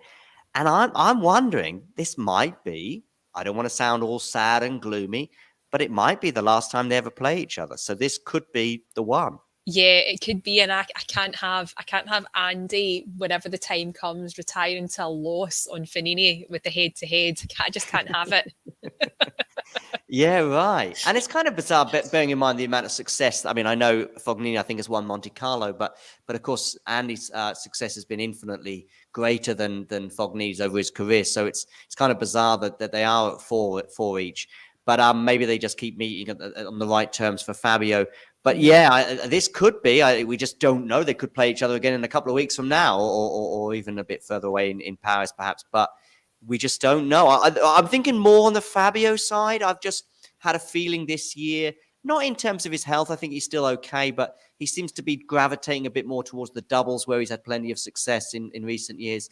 And I've just got a few vibes from Fabio that this might be his last year on the singles tour. But I have been wrong about tennis in the past, and I'm sure I'll be wrong about it again in the future. How old is Fognini? Is he about the same age as Andy? Not crazily old. I think he's 37. I'm going to check it out now. Okay, so he's older than Andy then. Yeah, he's older by a year or so. But he's 35. So actually, it's not that crazy. In fact, he's going to be 36 during the French Open, or he's going to be 36 2 weeks today, whenever that might be. Just so he's actually younger than Andy then. Oh, there you go. A couple of days younger than Djokovic. Yeah, well, there you go. Yeah, but I don't think we can compare everyone to Novak. Novak's got the body of a 21-year-old in many respects. But it's more, not so much.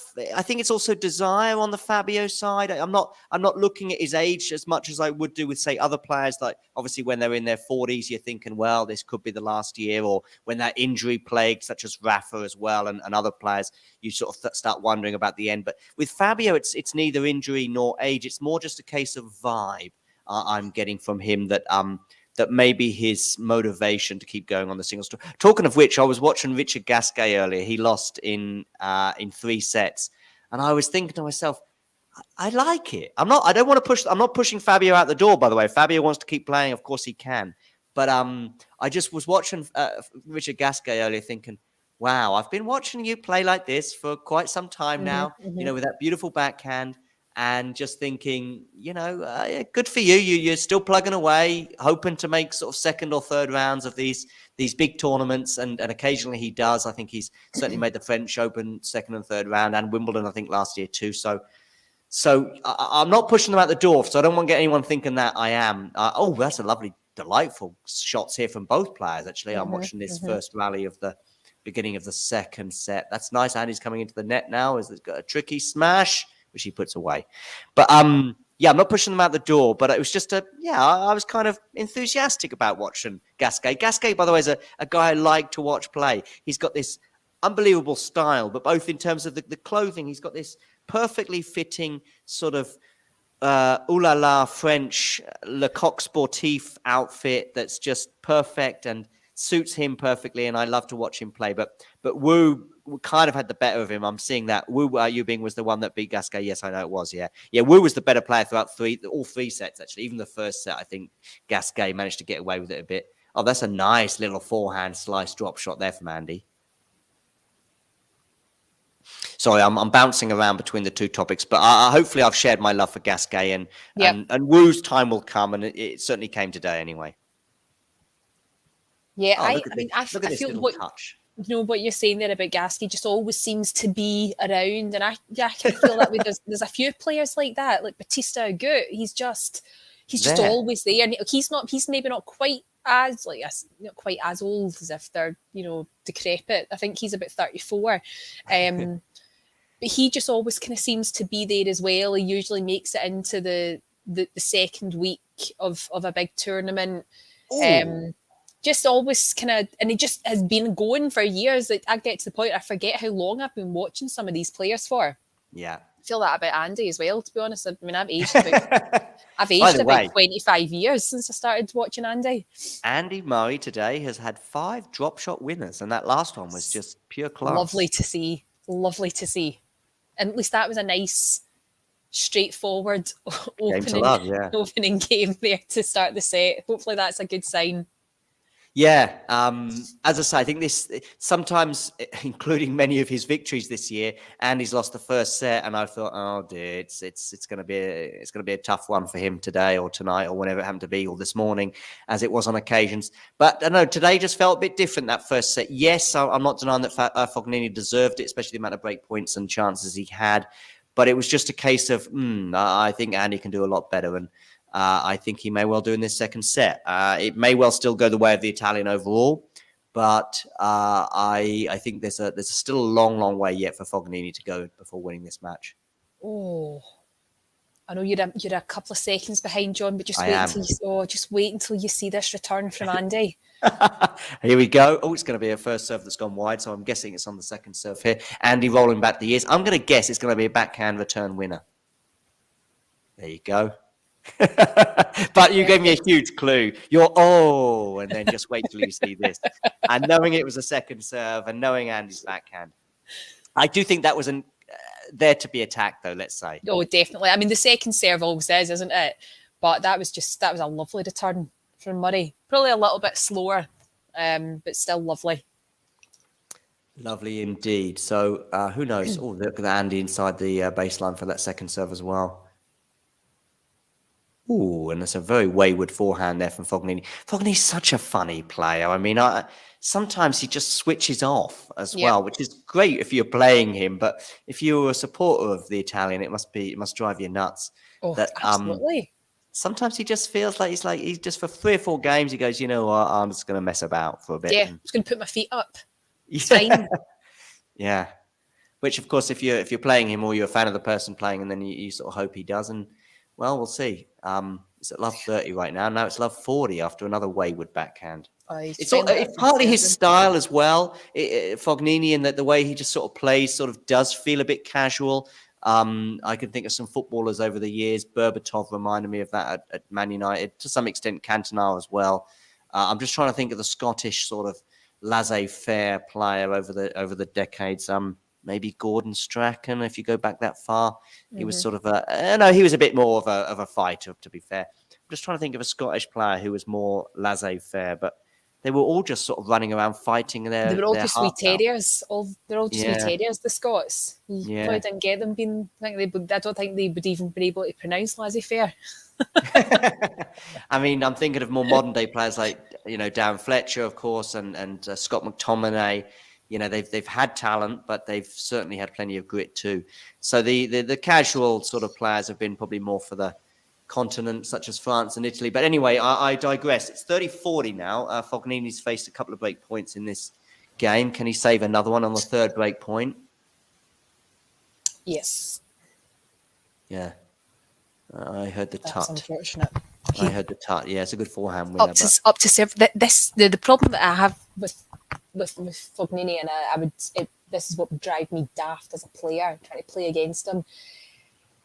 He's inconsistent, So there he played really well in that first set. Andy couldn't really get a grip on his serve. He's come in with his first service game. First 3 serves, he can't get them in. Then all of a sudden he's serves a couple of aces. Andy's got 3 break points, then all of a sudden it's juice. There's no consistency. Either just be consistently brilliant, Fabio, or be consistently bad. Just pick a sides and stick to it. Yeah. There's a suggestion. Thank you, Mike. James McFadden. Yeah, he was a bit of a maverick. Yes, maverick is the word I was looking for. That's the word. That's a brilliant suggestion, actually, because you think about James McFadden and how he was the man who single-handedly beat France twice for Scotland with a couple of absolutely screaming goals. James McFadden, he was the one, and then he didn't really do much else. Yeah. No, that's good, especially as I use the expression laissez-faire. But maverick as well is the word I was probably most looking for, and McFadden certainly falls into that. And yeah, I do remember that win, at least one of them away to France that he was scored the winner in. Anyway, it was 1-0. I think he beat them back to back. Yeah, we did. Yeah, and yet we still didn't qualify. Yeah, for because you probably World messed Cup up that against year. somebody. We lost like 7-0 to the Faroe Islands at Hampton. Anyway, we've not so far today. We haven't seen any arguments between these two players, and Fognini's just put a serve out, which is an unreturnable, so he's got a game point to make it 1 game all. So, are you going to go to Wimbledon, Claire? Yes, I am going down for the first 4 days. Oh wow! Yeah, I figured. After what happened last year, I'm not taking any chances, John. I want to get in, seeing Andy playing in round 1. I have to see him play. So I've got tickets for opening Monday. I've got centre court tickets for opening Monday. Great. So I'm fingers crossed. Obviously, at this point, you don't know what side of the draw Andy's going to be on, what day he'll be playing. But I've got my fingers crossed that it'll be opening day so that I can actually get to see him on centre court. If not, I'll just need to be up with the birds at 5 o'clock on Tuesday morning to join the queue. Yeah, I mean, but either way, you still never know, and I don't want to make any false promises, but you know, if you're there for 4 days and you're really keen to see Andy Murray, I'm optimistic that you'll get that chance. Yeah, I hope so. Yeah, I really hope so. I think getting to see him at Wimbledon would be a major tick on the bucket list for me. So I've seen him play at Queen's, I've seen him play in Glasgow, I've seen him play up in Aberdeen, seen him play in hang on, Claire. Sorry, I forgot. You were in Australia. Were you at any of the matches that we touched on?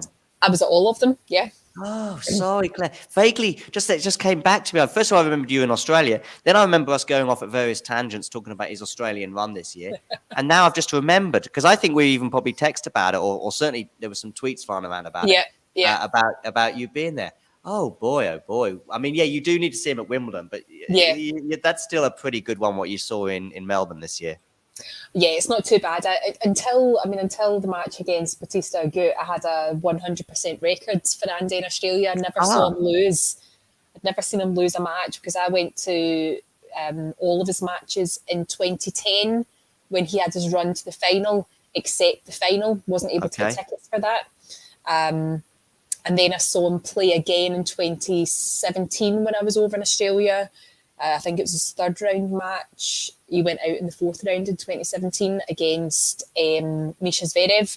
I saw him play his 3rd round match. And then, of course, I went back and saw him play this year as well. So, yeah, up until that 3rd round match against Bautista Agut, I had a 100% record, which has obviously now sadly been broken. But it's not too bad going. Murray's got a break point here, by the way. It's his 5th break point, I think, of this game. It's actually kind of like the first game of the match, but this the other way around. And what's Murray going to do? Oh, I think Fognini's going to win this point. He's got a smash, and he puts it away, so it's deuce. Yeah. By the way, just talking of some of these players and their styles, Ghosty, I can see Ghosty having some sort of points in the chat. Is that Bublik is probably what are your thoughts on Bublik, Claire? Because I think he's a lot of fun to watch. Yeah, I do quite like him as a player, and again, I think there's an inconsistency with him, because sometimes he's just absolutely phenomenal, and then other times he's losing in the first round. Yeah, and I think sometimes he doesn't care. But let me tell you this: the crowd were really on his side. Oh, what a passing shot there from Andy Murray! I know I'm a few seconds behind you. Number 6. Yeah, breakpoint number 6. Yeah. Anyway, yeah. But Bublik, I watched him against Rune, and I tell you what, for an hour and a half, 2 hours, he was very focused. And as a result, him against Rune was electric. In Madrid. But yeah, breakpoint number 6 here for Andy Murray. Let's see if he can finally convert. Goes wide on the first serve. Feel free to scream out at any point, by the way, because I know you're a few seconds ahead. Whether that be in delight or frustration. Oh dear. Oh, okay. Yeah, I can see now why. Yeah. It's a winner from Fognini, so it's juice. Yeah, but Bublik, he won his match that and was getting plenty of crowd support. And Yeah, I can understand one or two people's frustration when he does silly things like I think he was on top of the net once with an easy volley and he just basically threw his racket at the ball thinking it would be a laugh. And well, yeah, I mean, perhaps if you were really vested into Bublik winning matches, then perhaps that would frustrate you. But if you're also there for the entertainment, I do get it that he brings it. So Yeah, I'm fine with that. He is a good player. He's beaten Andy a couple of times as well. And he's one of the players where I have said this before. I find it very hard to watch anyone play Andy without hating them. You know, like you're like, I hate this player so much. And Del Potro is one of the very few that I'm like, no, I can't ever hate on him, even when he's playing Andy, even when he's beating him. And Bublik is sort of kind of similar. Like I've never actively watched him play against Andy and thought, but I hate this wee guy. He's a very good He's a very good tennis player. He's entertaining to watch. Yeah. I just wish he wasn't so entertaining to watch when he's playing Murray. Yeah, right. By the way, some news is that Andy Murray has broken. So he's done what I suggested he might do, which is basically make this a much more competitive match. We've got some Fabio Fognini words coming out, but I've got no idea what they are because A, my TV is down, and B, I don't speak Italian. But anyway, whatever. It's 2-love to Andy Murray, so he is very much back in this match. Not that he was ever out of it, and he's serving with a second serve. And I was so animated talking about Bublik. Sorry, that's my fault. Missed that break of serve there, but there was a double. There was a double fault from Fognini at deuce. I know that set up the break point. But so quite possibly Fognini threw it away. But yeah, anyone talking in the live chat, don't get us wrong. We love entertainers. But if I was a Bublik fan and I wanted to win every tennis match, what a backhand winner that was from Andy Murray. He'd probably drive me mad as well. But then I guess all of our favourites drive us mad at times. Yeah. I mean, Andy drives me to distraction at times. Over the years, I've lost count of, the years that I've lost from just tearing my hair out watching Andy, behind, like hands covering my eyes.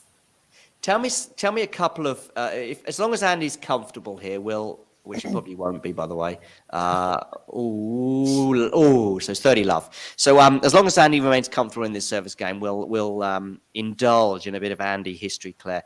What would you say are a couple of matches, if I could just give you just one glorious victory? Let's try and stay away maybe from the Wimbledon wins.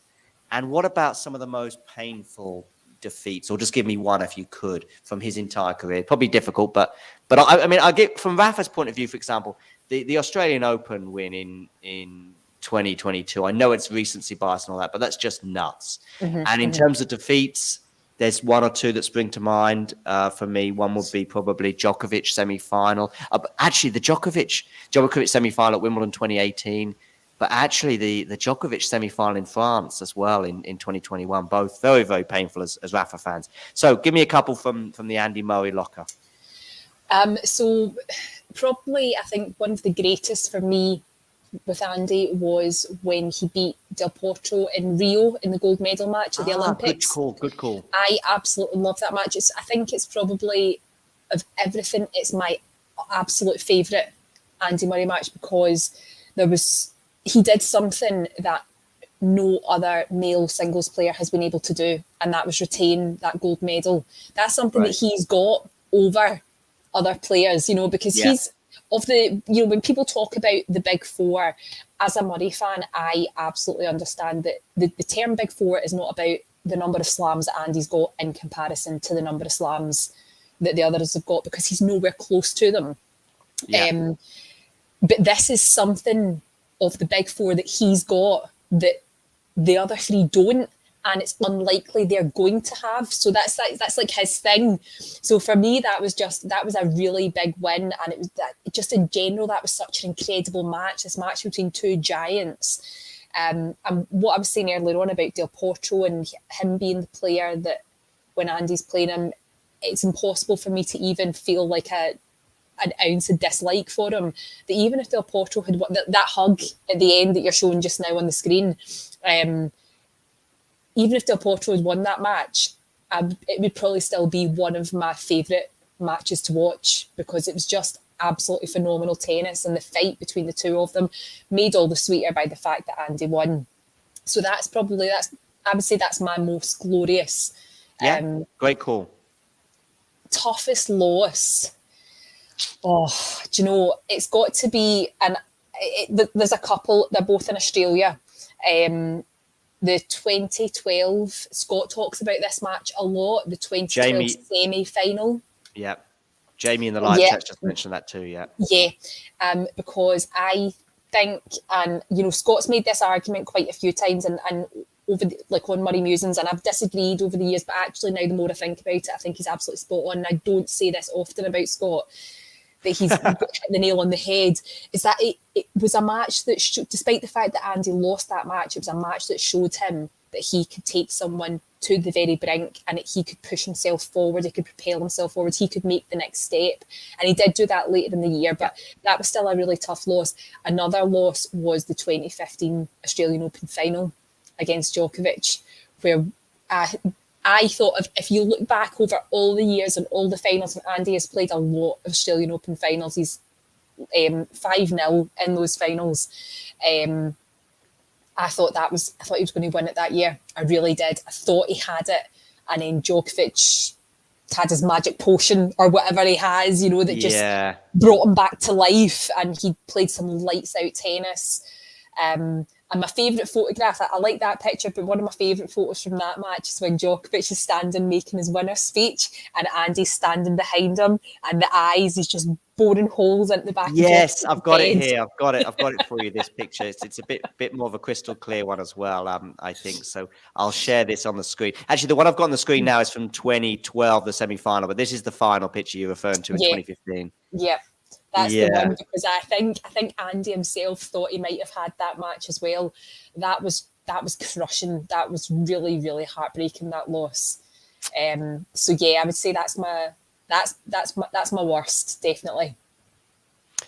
Which was worse, Murray losing to Djokovic or Roddick losing to Federer? I mean, I guess this is from a neutral perspective, Ghosty. I'll answer this one, because I think from a neutral perspective, that defeat so at least for Murray, okay, he didn't win the Australian Open ever, but he did win other majors in the US and of course Wimbledon. Whereas Roddick did win a US Open, but that defeat at Wimbledon, I mean, one 2005, wasn't it? The one for Roddick at Wimbledon was 2009. 2009, okay. Yeah. But the one for Roddick was painful. But at least Roddick can still sort of have a little bit of a joke. I think when Federer retired last year, I think Roddick tweeted something like, "I might come out of retirement, but knowing Roger, he'll probably come out and still beat me," or something like that. There was a funny tweet that he put out in response to it. I'm always particularly sad though, Ghosty, when a guy doesn't ever win a title. I was actually just sad for Struff on Sunday, because I was like, this is probably it. You know, it's a Masters 1000. I don't think at 33, having never sort of threatened to win a Grand Slam before, we're going to see Struff lift the French Open or Wimbledon this year. Although I do think he's capable of having good runs at both those tournaments, despite the contrasting surfaces. But somebody like Struff, you know, this is it. He's never won an ATP title. So to be in a Masters 1000 final and go close as he was, I felt sad for him, maybe even more so in the hours and days that have passed. Oh, a little net cord there for Fognini, but it didn't help him, because it's now a break point for Andy Murray for a double break lead. Yeah, so I felt a bit sad for Struff. And by the way, I know that home crowds can be unfair, but I do think the Spanish crowd, at least on Sunday, were fairly fair. I mean, they weren't like booing. I hate it when they start booing the opponent for no random reason. They didn't do that. They just supported their man, and I get that. But I felt a bit sad for Struff, because, you just don't know. It's mainly the age for Struff. I mean, double fault from Fognini means that's another double fault, meaning he gets broken, and it's 4 love. So things are very comfortable now. Yep. Clay, you can sit back, open that packet of Cubans and enjoy. I might wait until he's 4 love up in the third set before I do that, John. And even then, I think you'd be chancing it. Yeah, still early days. In terms of just what you're saying, that you know, good points about Struff and being sad for him. Is there a player out there that you think they never won a major, but they're the one who missed out. Who would you say is your player for that? On the men's side, I think it's Nishioka. Oh. I think, and sorry, Nishioka. Nishikori. Yeah, exactly. I'm getting Yeah. my plasma. Yeah, because I remember him as well, even in Madrid, pushing Rafa and then getting injured in the Madrid final of 2015. But I'm probably out. No, it must have been probably before that. But he's the guy that springs to mind on the men's side. On the women's, I'm not so sure. What about you? On the men's side, for me, it's Songa. Songa. Yeah, good call. Good call. Yeah. And on the women, I mean, if you'd asked me years ago, I would have said Caroline Wozniacki, but she finally broke her duck, didn't she? And she got the Australian Open. So for the women, I'm not entirely sure. I really thought for a while that Dinara Safina would get one, that she would get a major. She was world number one on the women's side for so long. She never got it. I think she's a player I would have liked to have seen get a major before she retired. There's a picture I'm just going to bring up on the screen of Rafa and Nishikori from their final in Madrid. It's the one in Madrid, although I know it's not obviously a major, but that was a good one because you know what? He was just killing Rafa for a couple, for a set and a half. And then he gets injured, basically. I mean, normally we see it the other way around. At least Nishikori was able to finish the match, if I remember rightly. But that was a galling one. I know it was Madrid rather than a Grand Slam, but of course he did come close. But actually, that's a good call with Songa because, 2008 as Ghosty highlights there. Yeah. And really, of course, he's probably the one, maybe along with Nishikori, but maybe Songa even more, is the one that probably, I mean, you can certainly talk about Andy and other players suffering at the hands of the big three.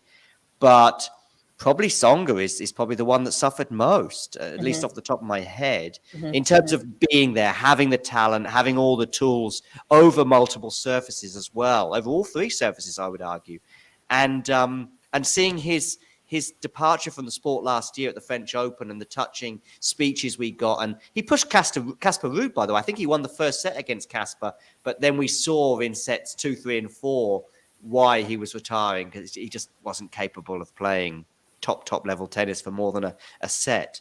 Fognini, by the way, has got 2 break points, Claire. So maybe put those Cubans away. I told you it was too early. Yeah. This is typical. Knew this would happen. Sorry, Andy just. Oh, that was a terrible serve. Yeah. Look at the amount of. Oh wow! Actually, Andy's had a lot of break points in this match too. He's had 11. My goodness me. Feels like he's had more than Fognini. Yeah, so those are the ones. Wozniacki. The only thing was with Wozniacki, not only did she pick up a title, I just never found her tennis the most exhilarating. She's a bit of a pusher. Yeah. Oh, this Fognini got the break back. Yeah, he's got one back. Yeah, 4-1.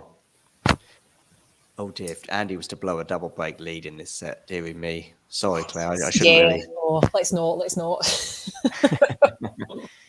Yeah, so those spring to mind. I mean, Botic this year, Botic van der Zandschulp, which, by the way, I think I'm going to be doing a show tomorrow called Let's Talk Botic van der Zandschulp. I'm going to be speaking to a Dutch journalist who, hopefully, between us, he can correct me on my pronunciation of Botic as well. But we're going to do a quick show on Botic tomorrow. And the reason I highlight him in the midst of this conversation is he, along with Struff, have yet to win an ATP Tour title.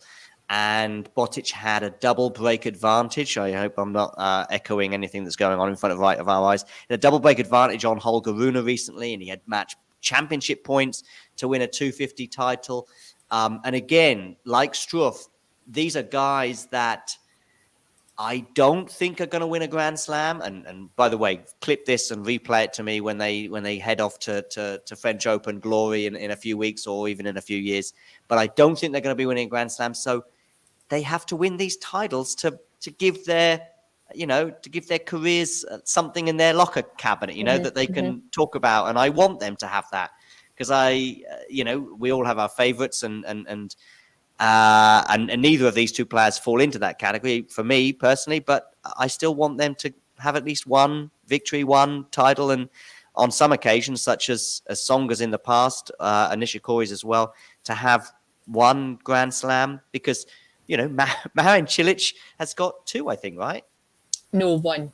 Just the 1. Okay. So Cilic, great. But actually, in raw talent, is maybe I'm doing Cilic a disservice, but is he there with Songa, for example? Maybe people in the live chat can debate that and all the rest of it. But I think Cilic, great. Some great victories in his career, including over members of the Big Three. But also perhaps being a bit opportunistic as well, which is fine. You've got to be there, and you've got to be there to pick it up and take it. We've seen players more recently, whether it be Tsitsipas or Zverev, not being able to take their chance, let's say, when it has been presented to them.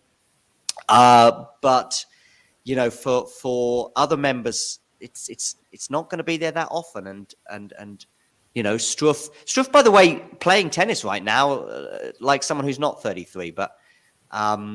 I just worry. I just worry that players like Botic and Jan Lennard, you just don't know when these chances are going to. I mean, take Jan Lennard, for example, in Madrid. Quite a nice draw, let's say. Okay, he's got to beat Tsitsipas, but Tsitsipas has been out of sorts for a few months now. Yep. So you're just like, this is it. You've got no Rafa, you've got no Novak. You've got you're on one side of the draw that doesn't involve a certain Spaniard called Carlos. And that means you're going to be playing Karatsev in the semi-finals, for example. You're going to be playing an out-of-sorts Tsitsipas in the quarterfinals where he is gettable, especially in Madrid. Zverev was on the other side of the draw, albeit that I think Zverev is a long way away from where he was a year ago. But, you got to take it. And there he was. And then he's in the final. And then he wins a set. And he's actually looking really good. And, it's just... Yeah, I asked Jan Lennard afterwards. I said, is it positive or negative right now? And he said, of course, a bit of both. I think with reflection, he'll take more positives, but there'll always be a what if.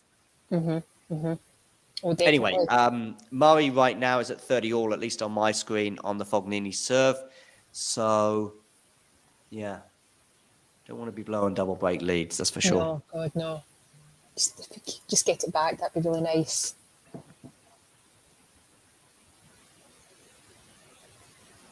Let's see. Yeah. Break point, Andy Murray. 12th one, I think, of the match. He's only converted 2 thus far. Got it. There we go. Yep. Double break advantage has returned. Yep. So now he's serving for the set. Let's hope. By the way, I'm just looking at this Andy Murray, Novak Djokovic picture again. It's honestly, it's one of the best pictures of all time.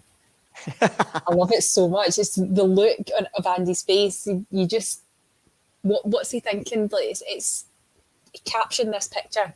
What thoughts are going through his head at that point? Like, I should have broken your leg when I was 12 when I had the chance. Yeah. Anyway, good news for him right now. He's leading 5-1 and will serve for the second set.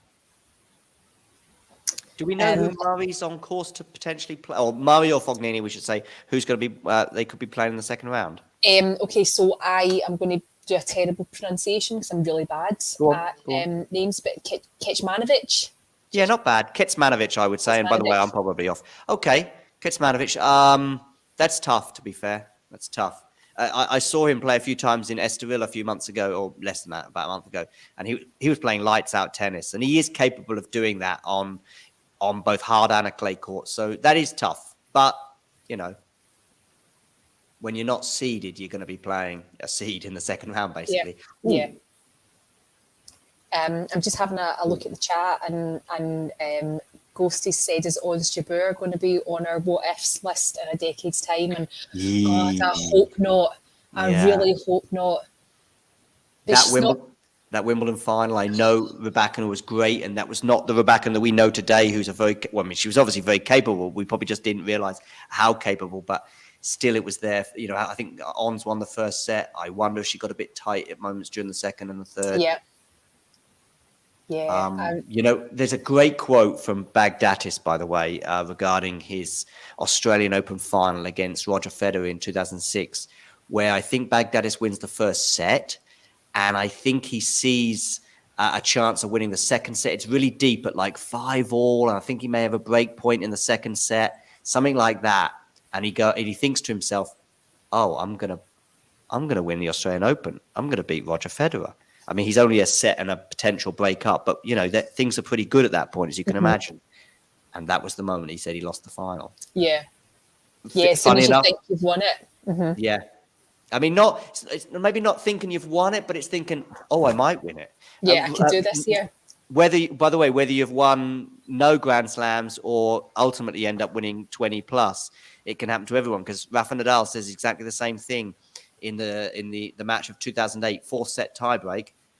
I think at championship point, he thinks, I might win Wimbledon, and then he double faults. I think it might be at 5-2, actually, not championship points. So I think it's 5-2 up in the tiebreak, or 5-3, and he double faults. And he said it's because I thought I might win Wimbledon. And of course, he loses that tiebreak, as it turns out, and goes into a 5th set and goes on to be one of the most remarkable matches of all time, if not the most remarkable.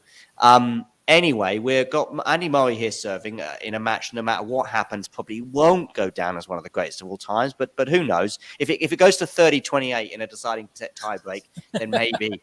But unless that happens, I don't think it'll fall into that category. He's 15-30. He's at 30 all on his serve, so he's 2 points away from winning the set.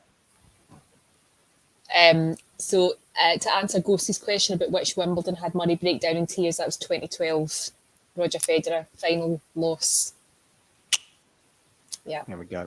But I think that was also the time that endeared him to pretty much every other Brit who wasn't really a fan of him, because that match against Federer at Wimbledon in 2012, despite the fact that he was the first British man to make it into the final since Fred Perry, I think, it was still Wimbledon, and it was still very much a Roger Federer crowd. They love Roger at Wimbledon. And even then, I think they were still kind of, more people would have been rooting for him.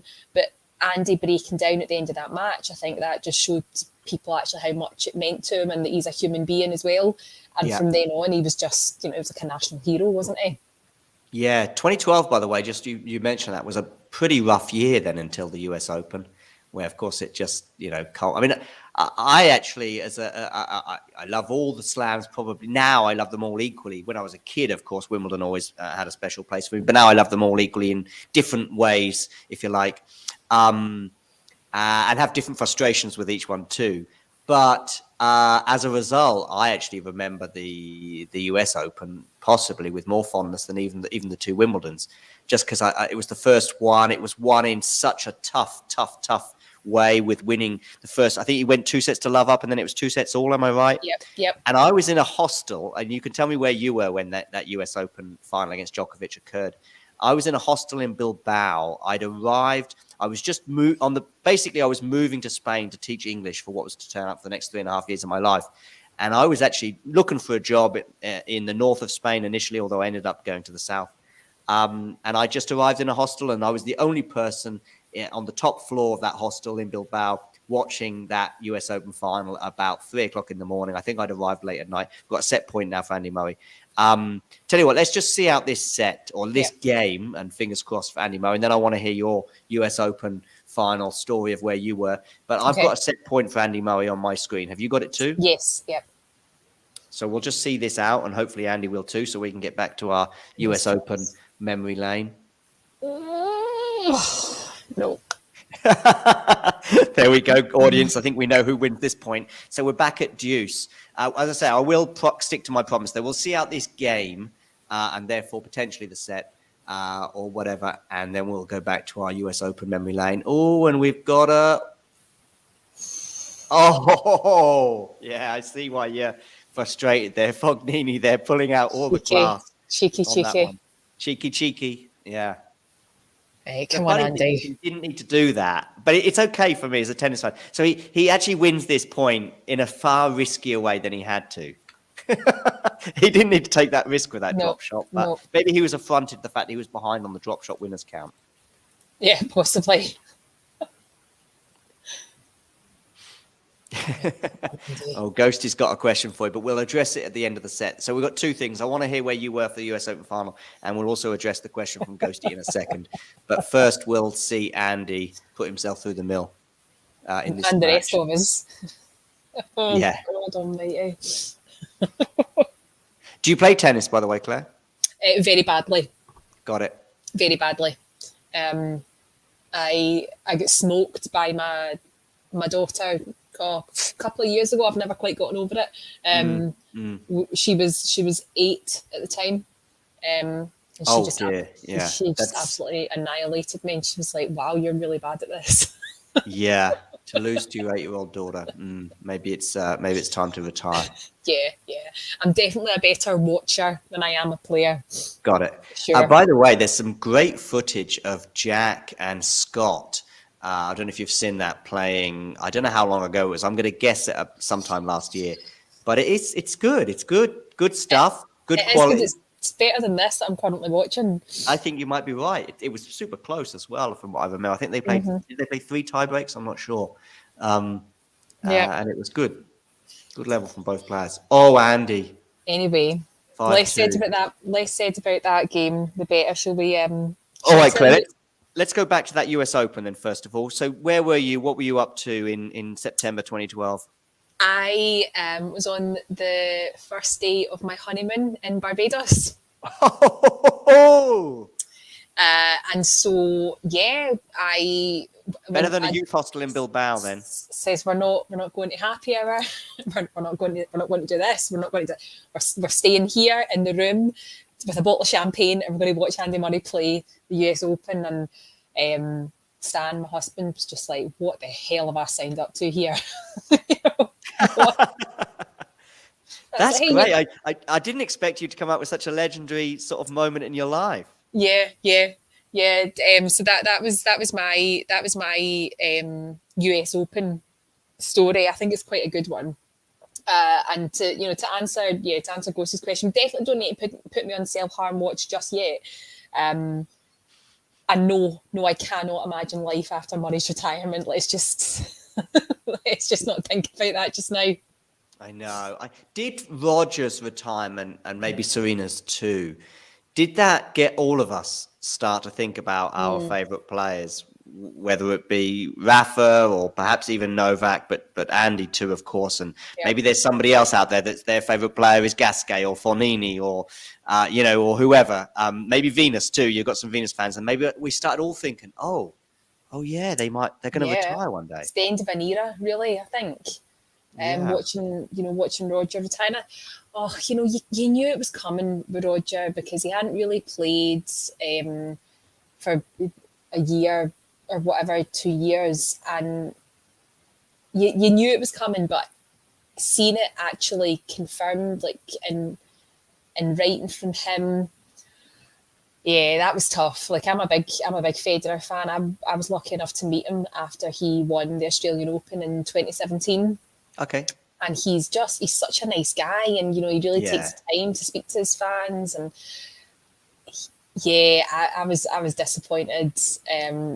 But he, like, what age was Federer last year when he retired? 41. 41, yeah, something that ballpark area. I think. You know it's coming. They can't play forever.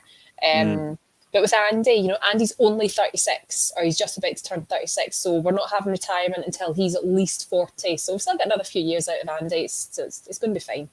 He's getting stressed out there right now. I think he's just put a shot long that he should have done better with, and it's 30-15, and he's just given the ball a bit of a whack. What was I going to say? The thing with Federer, though, that there was a glimpse of hope, I think, at that Wimbledon presentation in July. And to be honest with you, I've heard, I'm not sure if it's Roger or maybe one of his coaches, maybe Ljubicic, or the Swiss guy whose name escapes you right now, very short surname. But anyway, one of his sort of members of his inner circle, if you like, said that actually at Wimbledon there was still hope, because I think he gave a few comments saying, fingers crossed I'll be here next year in a playing capacity. And there was still hope, but it was in the weeks that followed Wimbledon of this year, Wimbledon 2022. And it was like, okay, now we know that it's not happening. And so then it was just a case of, okay, how do we let everybody know, and how's the goodbye going to be? And of course, the Laver Cup made sense in that was upcoming. And so there was a couple of weeks preparing that statement that we all got on our Twitter feed, and what a perfectly worded statement it was from Roger as well. And I think it's still his pinned tweet. We've got a set point here for Andy Murray anyway. But at Wimbledon last year, there was still hope from the team. Hi, Juan Carlos, by the way, from Mexico. Hit the like button. And anyway, Andy Murray set point. He's the second one of the set so far. Is he going to finally get over the line on the Fognini serve? Goes long on the return, so no. I'm taking my head out here. It's going to go to a tiebreak, this one now. No, God, no. Oh, don't say that. Oh, I can't. Tie breaks are not good for my for my mental. Especially after a double break advantage. I mean, you don't want to be going to a tie break. He's got a set point again now. There we go. Right, I'm going to see out this set, and then I need to go and put my kids to bed, John. Claire, do that, and then hopefully relax and enjoy the third set. Go put your kids to bed, chill out, get those Cubans out, and you can watch your TV. It's been great that you've joined us for these two sets. Thanks for having me. It's been a pleasure to chat. Great. And yeah, I'll hopefully join you again soon. Fingers crossed if Andy gets to make it to another round, I'll be able to pop back on to say hello another time. Claire, we'll see. Well, also, I'll have you down for the French Open final when Andy gets there as well. I'll put you down for that. Of course. And then you can have me doing live commentary from Queens if you want as well. Absolutely, yeah. Queens from the grass when he's lifting the trophy. Lifting his second trophy of the year after the French Open, of course, which he'll beat. Who's he going to beat in the final? Let's have him beating Carlos. Oh, well, that would be the dream, wouldn't it? Okay, we've got. I was going to say Rafa, but you don't want to beat Rafa in his current condition in the final. I mean, normally you'd have that, but what a great return that is from Andy. Hey, come on, Andy. I think we finish it now. Oh, it's too much.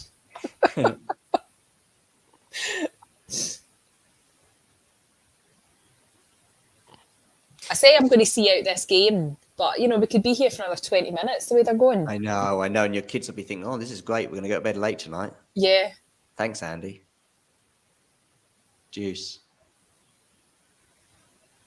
I'm just watching him shaking his head and muttering something. That's advantage for me now. Goodness me. Feel free to conclude at the end of this game, whichever way it goes. Yeah, I will. For your kids and their they need their bedtime story, which probably tonight is going to start with once upon a time Andy Murray played a tennis match and Mummy got very stressed. and insert Andy Murray match here. More like, twice upon a time or thrice upon a time. This happens regularly. Right, this is back to Juice. So you said your daughter plays tennis, right? Yeah. Well, she's taking a break from tennis just now because she's more into athletics, track and field. Okay. So the tennis is taking a backseat, which is fine. But she definitely seems and my son he likes it as well. He's not very coordinated, like with the hand. I think he's got the same issues that I have when it comes to playing tennis. So the two of them definitely seem to prefer track and field, which is absolutely fine. So now we just watch it instead and cheer on. Fair enough. For heaven's sake, cheer on Team Murray. It's advantage for Fognini now. Yeah, again.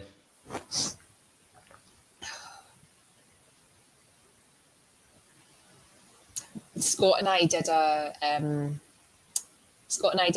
watch along of an Andy match last year. I can't remember who it was he was playing, but we decided to record our podcast while watching a match, and it was absolute chaos, total chaos, because it was just all the time Scott and I going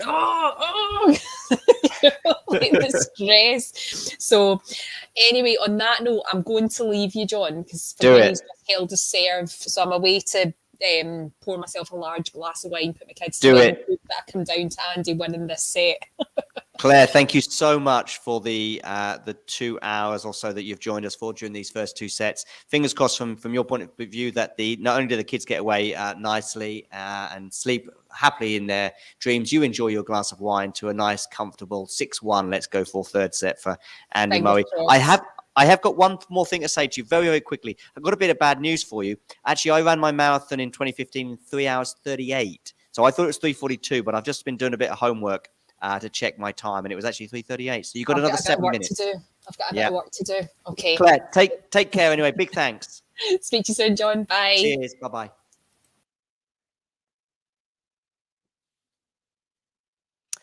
So, ladies and gentlemen, I will be sailing this ship through. Let me know your thoughts in the live chat on the match that we've got and anything else you want to talk about. You can even give Fabio Fognini a bit of love. He's been probably missing some of it in terms of we've been focusing very much on Andy Murray. By the way, it is love 15 on the Andy Murray serve at 3-5. He goes down the tee, but he goes long. So, 2 hours on the clock.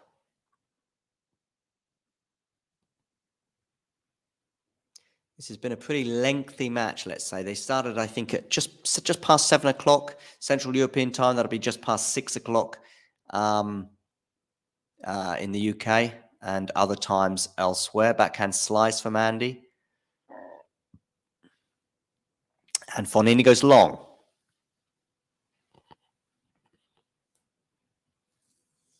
So yeah, make sure you hit the like button and subscribe to the channel. And by the way, click the notification bell. We have got live watch-alongs coming throughout the next 10 days in Rome. I'll be bringing you some of those, and I'm sure other members of the team will be too.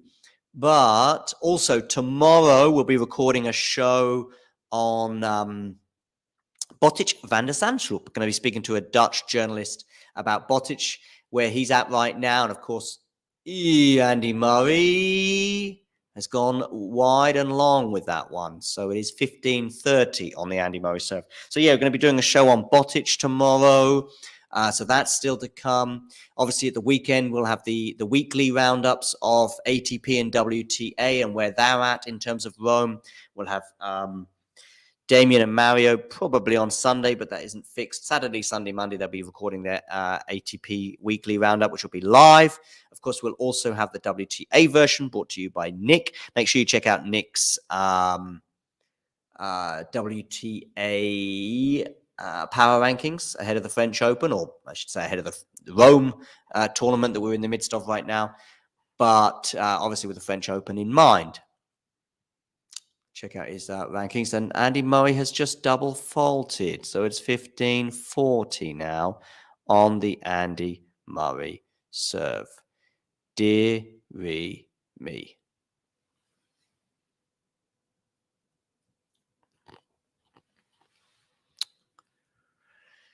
Yeah.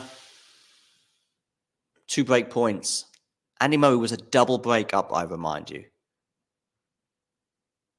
And it's now 2 break points for Fognini. If Fognini... Oh, dear, and he's broken. It's 5-4 now. It's 5-4. Probably the most painful defeat that Murray had in the last 12 months that springs to mind would probably be the one where he had... I think he was serving for it against Gilles Simon in Paris-Bercy last year. But Gilles Simon managed to pull it back and win that match. But this one will be a close second, I would suggest, over the last 12 months, bearing in mind he was a double break up. And now they are back on serve. Terry there, Andy. I'm not sure if I would go as far as saying it's a joke. I mean, serving for a championship, perhaps, and not managing to serve it out and serving out for a championship with a double break. I don't see it that way, but maybe our eyes are looking at it through different glasses. But no, I don't see it as a joke personally, Terry. Sean, kids should be able to stay up late when it's an Andy Murray round of 128. Bring Claire back. Oh, Jane, I don't know if we can or we should. By the way, if you want to be like Jane and also like Terry, you can become a member. It is pinned in the live chat.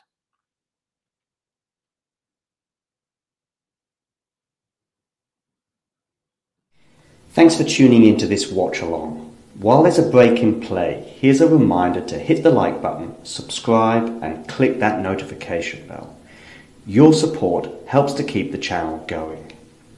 While we're here, you can now become a member to enjoy perks, including badges for the live chat, but also bonus material, such as interviews with top players from both ATP and WTA tours. The membership link is pinned in the live chat. You can also follow us on Twitter, Facebook, and Instagram. So whether it be serves or volleys, forehands or backhands, serve bots or drop shots, we've got you covered. Whether that be via our website, talking-tennis.com, where you can read features and interviews from our top writers. Or if you prefer us in audio form, you can subscribe to our podcast on Apple, Amazon, or Spotify, or wherever you get your podcasts from. Remember, we offer you wall-to-wall coverage via our regular watch-alongs, magazine shows such as Nick's WTA Weekly or Damien and Mario's ATP version. Plus, we deliver top content from people on the ground, actually at the tournaments, so you get even nearer to the action. So, what are you waiting for? Hit that subscribe button so you don't miss out on all things tennis. Good news for Andy Murray fans is it is Love 30 on the Fognini show. On the Fognini show, you know what I mean, on the Fognini serve. We're going to get to Love 40. We are, and we've got 3 set points for Sir Andy Murray as Fognini goes wide. So, here we are. Andy Murray finally may be able to get over the line.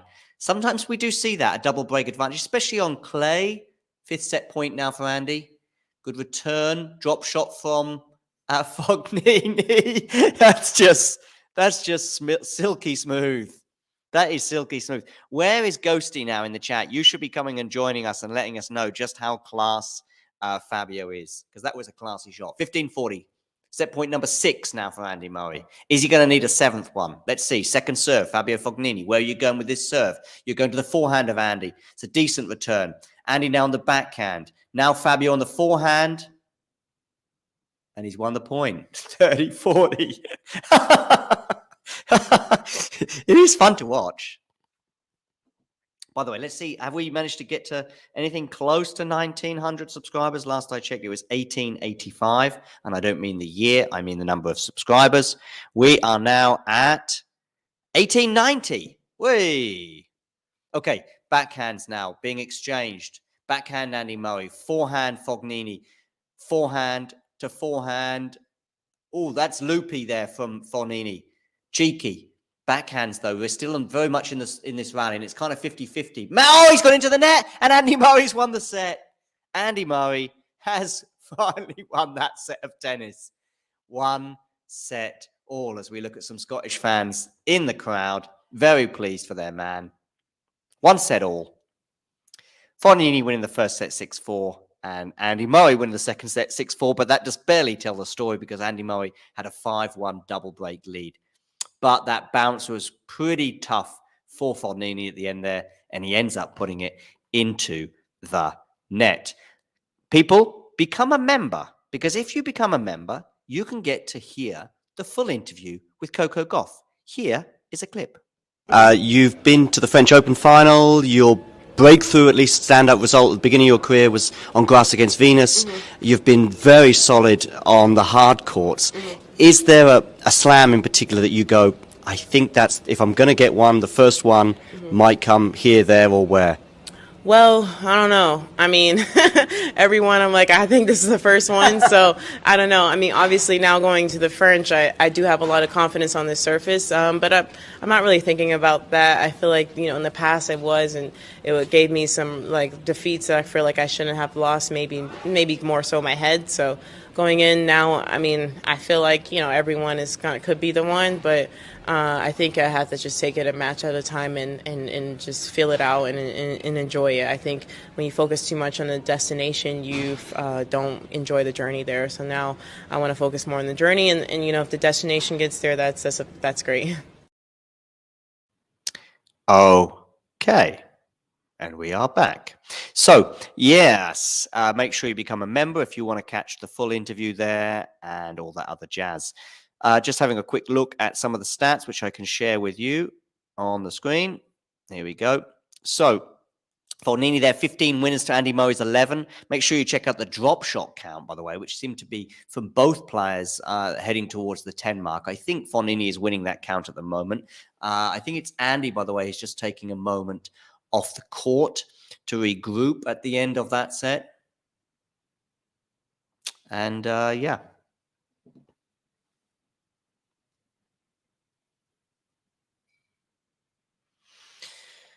So yeah, there are the stats. I've got them up on the screen for you. Make of that what you will. Unforced errors from Fognini, though, 23 to Andy's 8. Big difference there. That's for sure. Claire will be cheering now, Sean. I'm absolutely sure about that. Not far away from that 2,000 mark, so make sure you hit the subscribe button if you haven't done so already.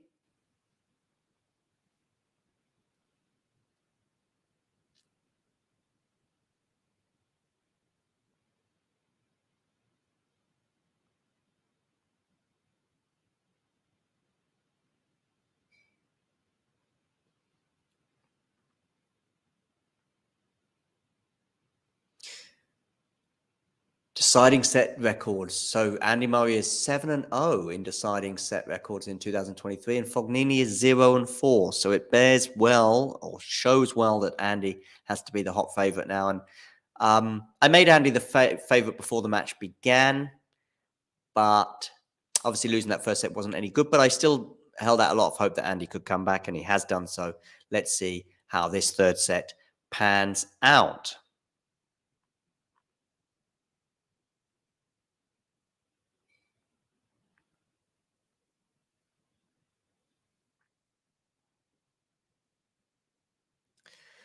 Okay, Andy Murray to serve.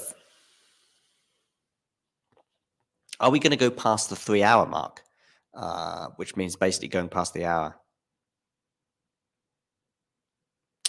Mike, what makes you think he's close to retirement? I don't know. Honestly, Mike, I probably get a lot of these things wrong. I don't see that. I mean, I don't think he would change his coach at this point if he was close to retirement. I don't think he's close to giving up yet. And of course, he's won a couple of matches. I think he's playing a challenger at the moment in Austria. So, yeah.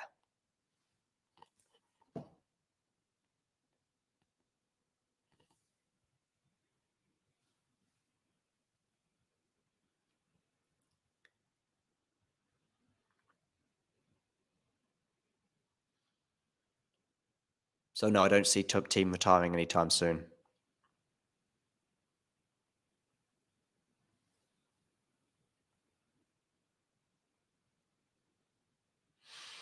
Cool. Andy Murray there, struggling with the backhand. No, I don't see Dominic Thiem retiring anytime soon. Let me get to actually some of your points in the live chat, because I have probably not been able to do so because you've been with Claire and I were busy chatting away, but also so many things going on the court as well. So, yes, in the live chat. So it's Love 15, by the way, on the serve. So how did Thiem seem in his interview? Yeah, like I say, I think in the times I've spoken to him in the last few weeks, he's holding out hope, let's say. And like I say, he has changed his coach recently. So there, make sure you hit the like button. And by the way, subscribe to the channel if you are new. Some nice chats about playing tennis as well. Hola, Juan Carlos. Desde México, yo estoy aquí en Alemania, he vivido en Costa Rica, que es no tan lejos de México, y algunas veces estamos en español, produciendo cosas en español, pero normalmente hablamos inglés. Normally we speak in English, but we do sometimes produce material in Spanish, as you can see from some of the press conferences I posted online last week, and sometimes interviews too.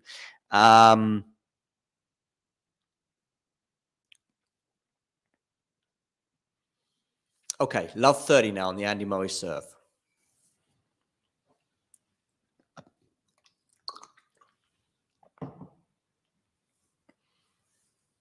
What's going on now? Andy's not happy with something.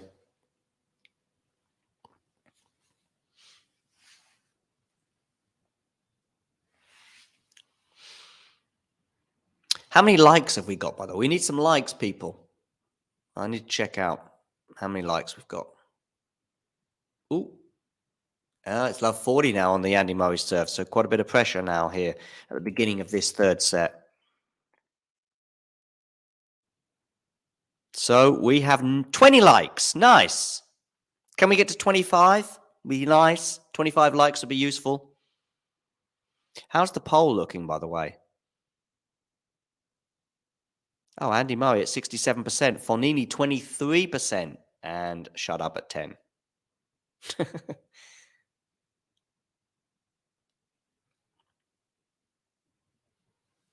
Love 40 though on the Andy Murray serve. Backhand return, clips the net and lands the wrong side of the net from the Italian's perspective and the right side from the Scottish perspective, which is Andy Murray. 15-40 now on that serve. Thank you, Abdul, for the like on Facebook. If you are tuning on Facebook, make sure you give us a like too.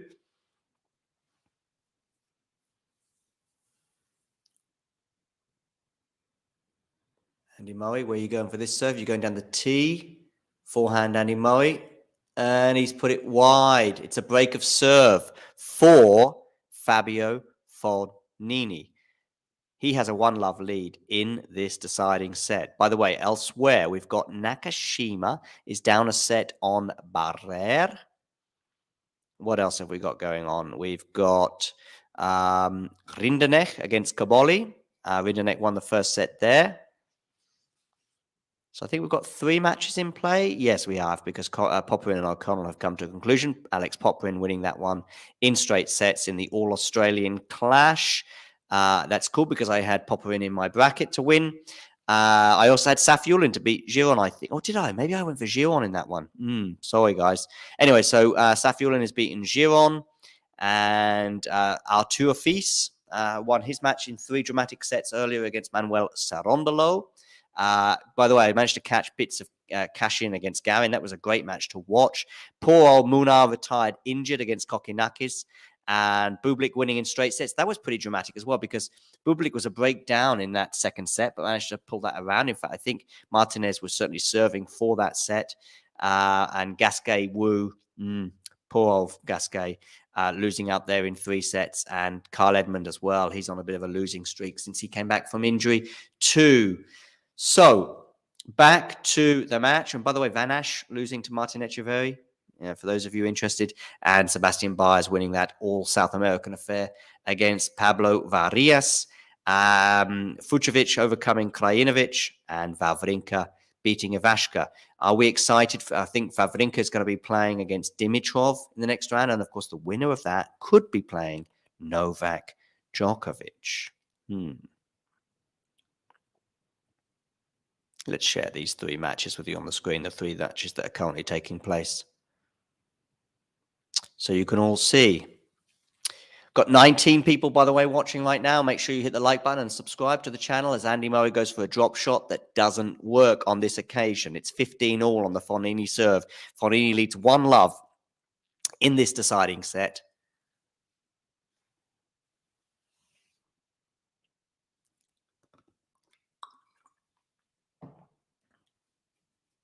We now have 20 of you all joining on the various platforms, including a couple of people on Facebook. Hit the like button if you're watching on Facebook. Hey, we've got yay, more likes. Good.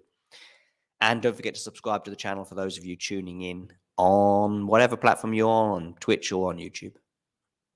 Forehand return from Andy. Now he's on the forehand slice, which is going to go long. So it's 30-15, Fabio Fognini. 30-15, Fabio Fognini now.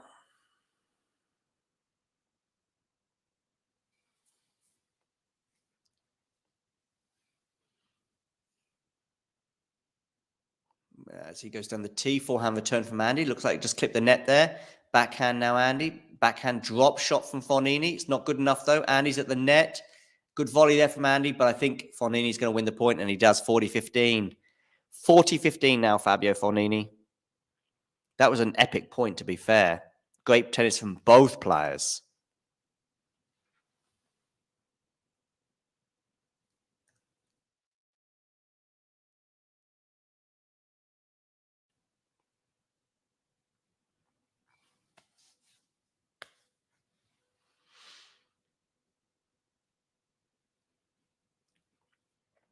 And Fognini closes it out, so he's now got a 2-love lead in this deciding set.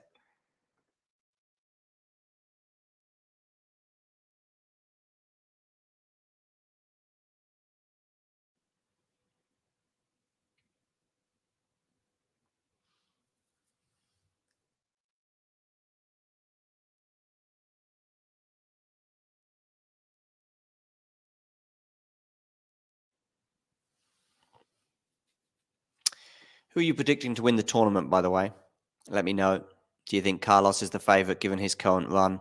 Or do you favour Djokovic on his return? Or perhaps Sinner breaking his duck at this level? Forehand from Andy Murray goes to the backhand. It's, love 15 on the Andy Murray serve. Love 15, ladies and gentlemen.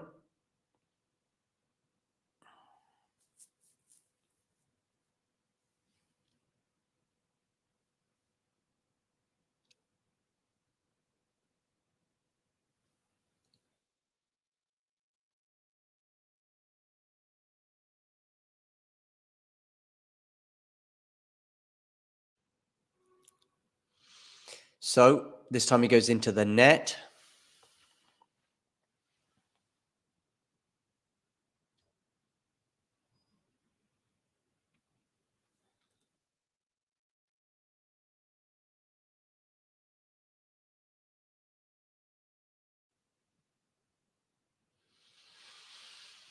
Okay, love 15 on the Andy Murray serve. Love 2 as well. 2 hours and 21 minutes on the clock. Looks like it's a chilly evening in the Italian capital of Rome.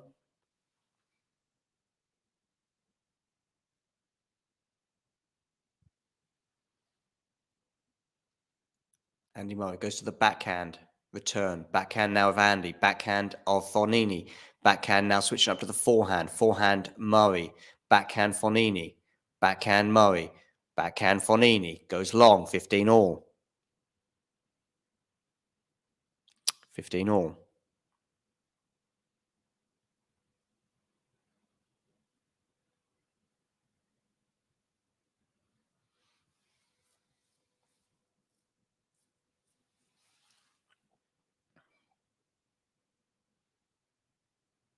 %63% of you voting for Andy Murray in the poll.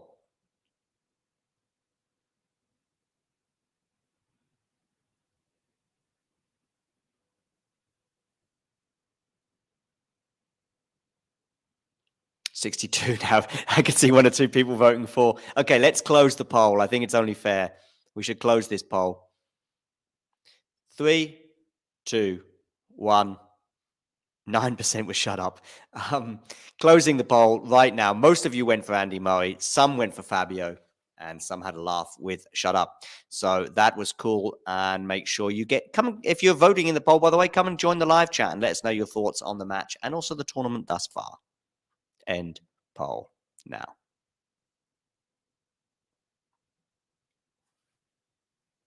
Just a reminder as well, they're head-to-head, 4-4.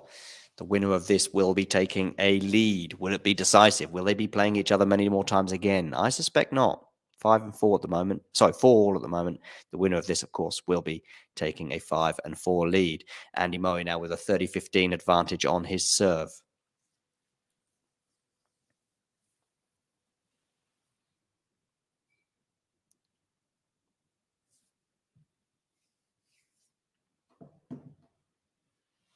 Busy day in Italy right now, of course, of sport with the 2 Milan clubs playing in the Champions League semi-final to see who will be playing either Manchester City or Real Madrid in the final, which will take place in Istanbul. But I know you're here for the tennis and not the soccer. It is 30 all right now.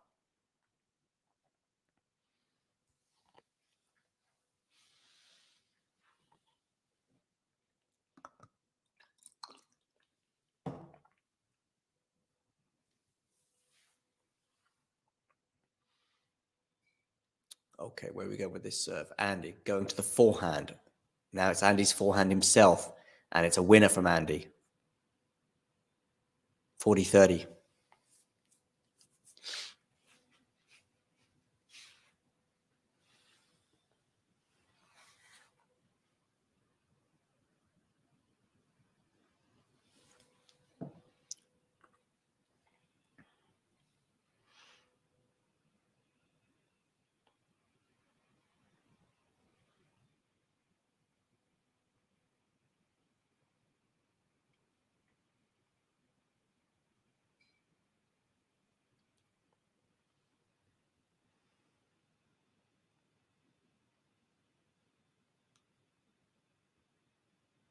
Andy Murray sees it out.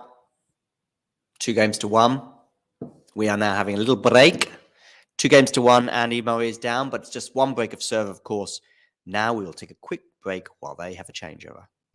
Thanks for tuning into this watch along. While there's a break in play, here's a reminder to hit the like button, subscribe, and click that notification bell. Your support helps to keep the channel going. While we're here, you can now become a member to enjoy perks including badges for the live chat, but also bonus material such as interviews with top players from both ATP and WTA tours. The membership link is pinned in the live chat. You can also follow us on Twitter, Facebook and Instagram.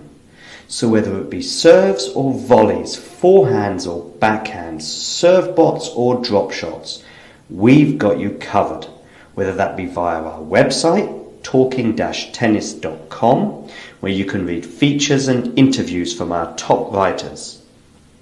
Or if you prefer us in audio form, you can subscribe to our podcast on Apple, Amazon or Spotify or wherever you get your podcasts from.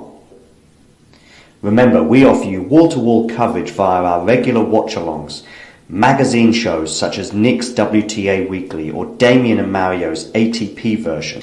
Plus, we deliver top content from people on the ground, actually at the tournaments, so you get even nearer to the action.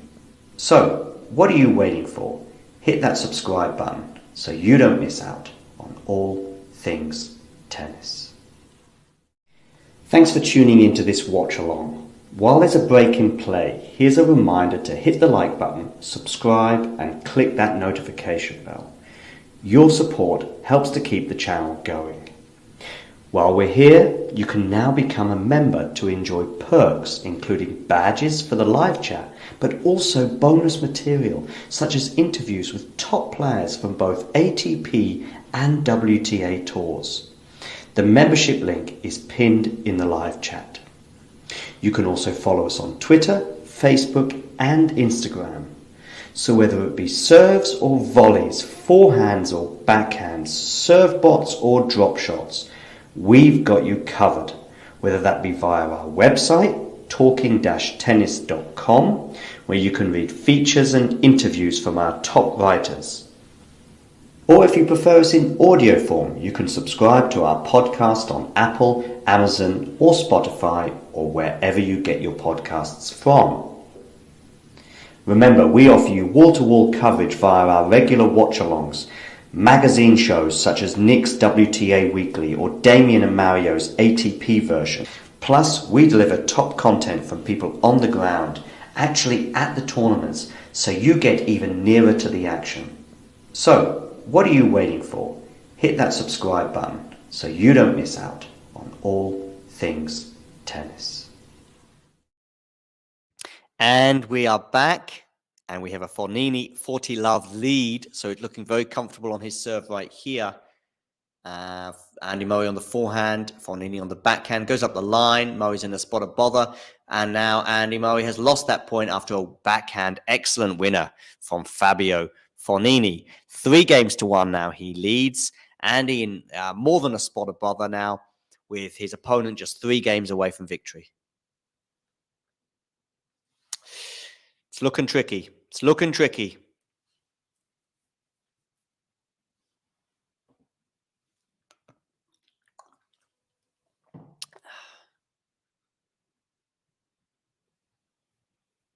Fognini leads 3-1.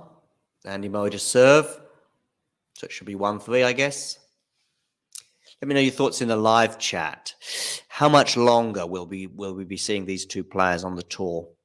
Fabio in particular, it's the vibes that Fabio's been giving out that I just think that he's close to feeling like maybe he should channel his energies into doubles, where he's been pretty successful, by the way. And it's love 15 to Fabio.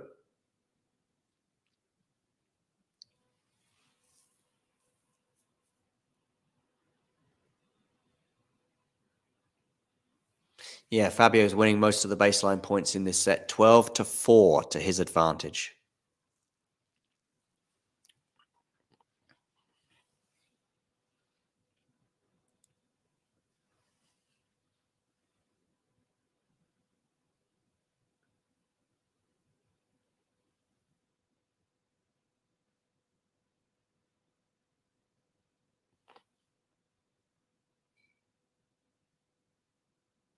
Backhand return, backhand Andy Murray goes down the line, forehand Andy Murray. It's won the point, 15 all. Wow, indeed, Max, indeed. Oh, it's pretty vociferous. It is pretty vociferous. Let me just maybe even give you a little bit of a taster, perhaps, albeit that I have.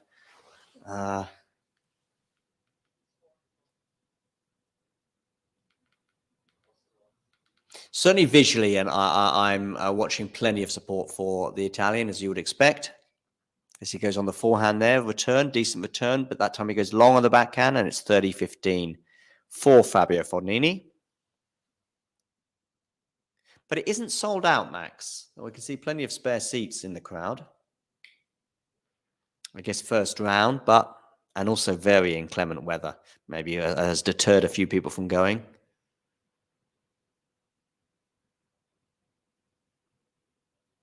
Okay, Andy.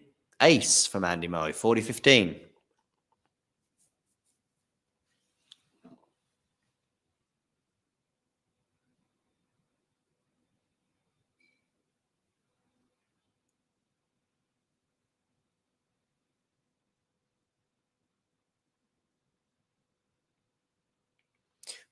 Andy Murray goes and clips the net on his first serve.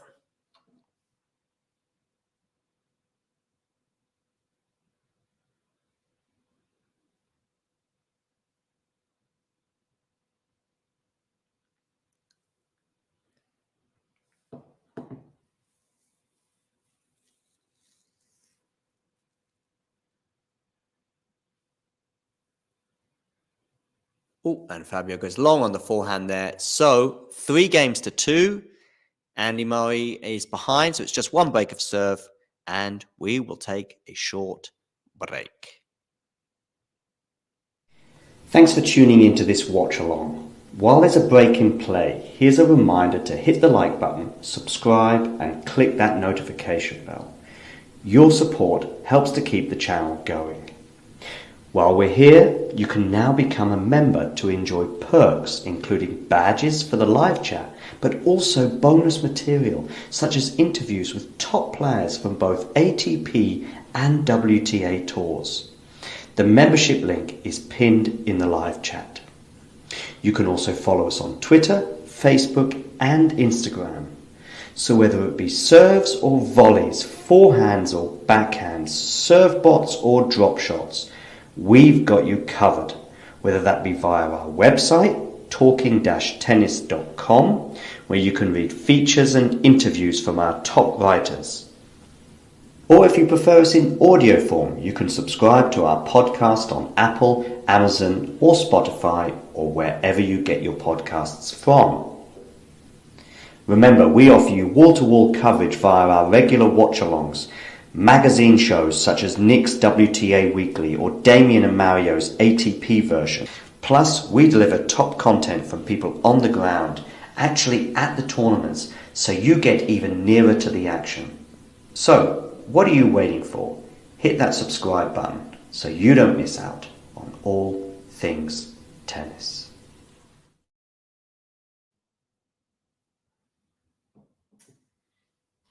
And we are back. Fabio Fognini serving at 3-2.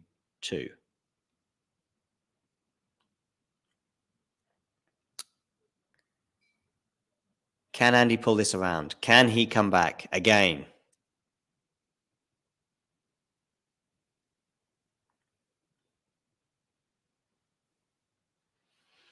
As I look at some pizza options.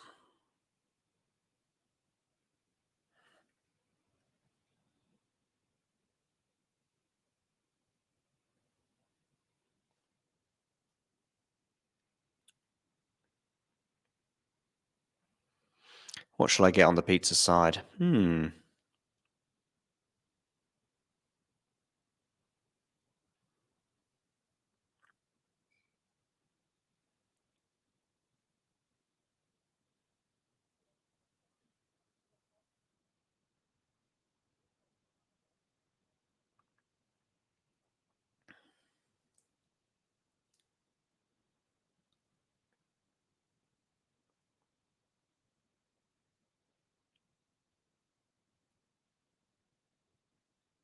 Okay, Fognini, 30 love leads. Sorry, I got distracted.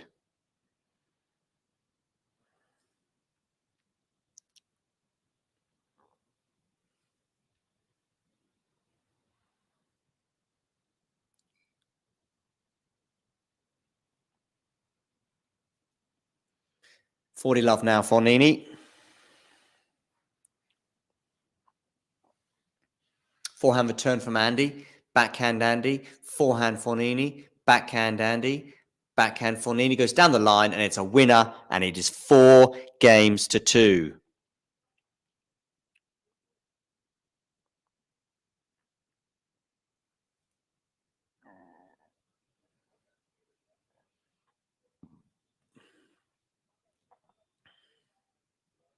Four games to two now. It's a long way back for Andy, it feels right now.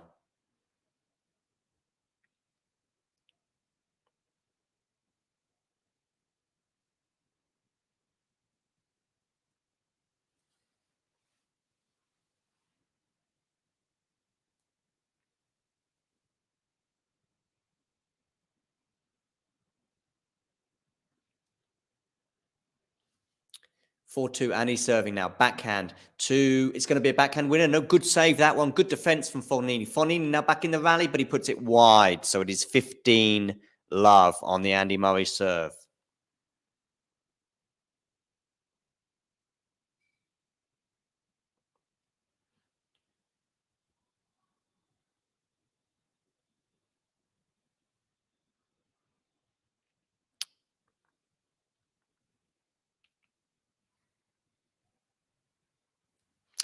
$15 love, Andy Murray serve.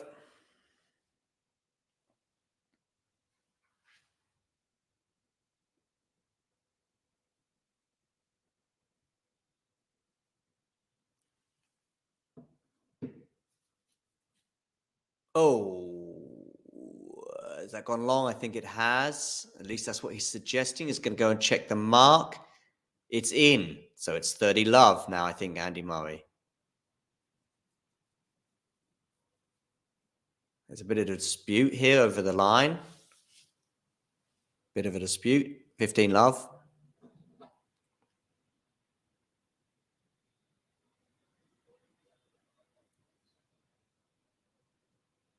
Ooh, what's going on? What's going on? No, 15 love.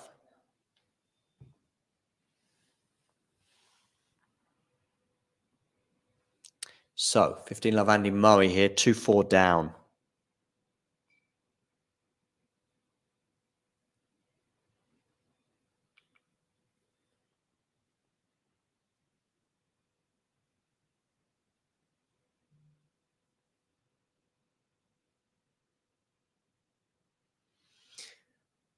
Now, Fognini, forehand. It's a forehand winner. 15 all.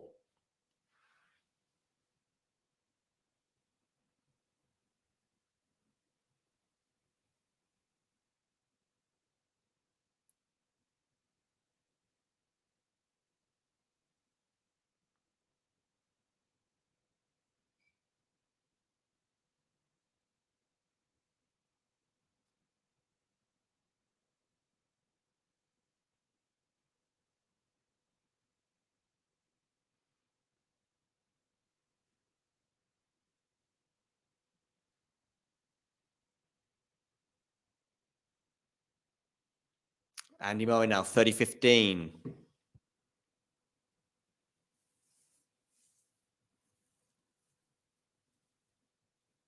Huge game, this one. He can't afford to lose his serve again.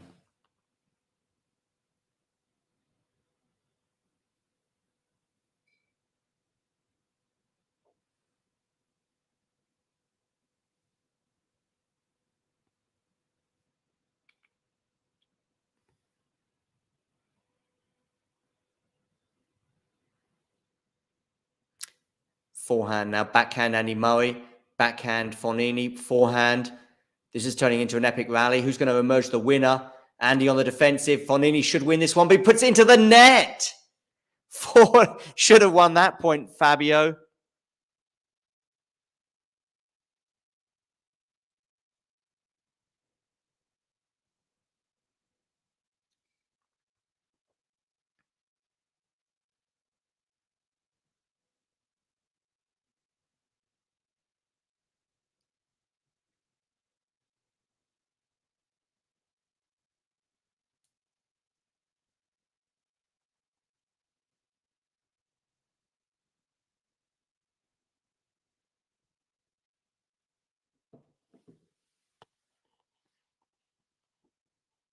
Oh, Fabio puts the return into the net.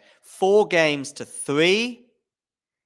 Yes, indeed. A lot of rain due, Max, in Rome in the next few days. In fact, all of next week as well. We will take a short break. Thanks for tuning into this watch along. While there's a break in play, here's a reminder to hit the like button, subscribe, and click that notification bell. Your support helps to keep the channel going.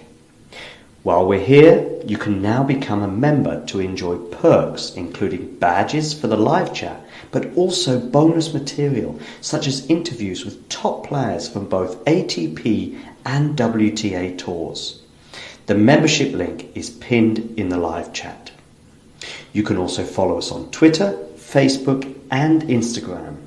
So whether it be serves or volleys, forehands or backhands, serve bots or drop shots, we've got you covered, whether that be via our website, talking-tennis.com, where you can read features and interviews from our top writers.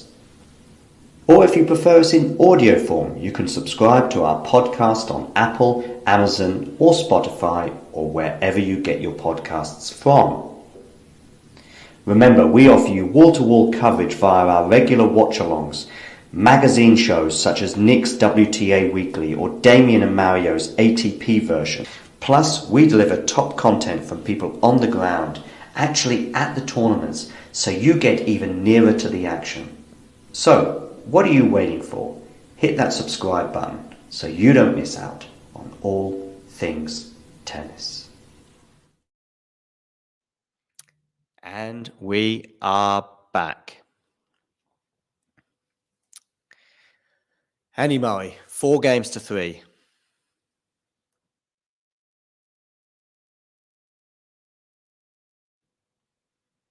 Fognini goes down the line. He's leading 4-3 and now 15-love.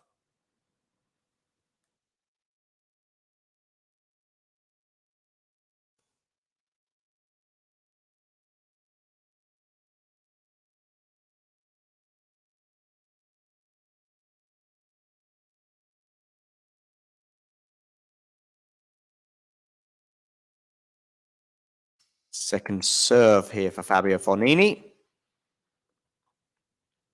He's in charge of this deciding set at the moment. Bit of a query here from Andy. He's not sure about a particular line call. 2 hours 43 on the clock. 30-love, Fabio Fognini. Andy Murray goes long on that one.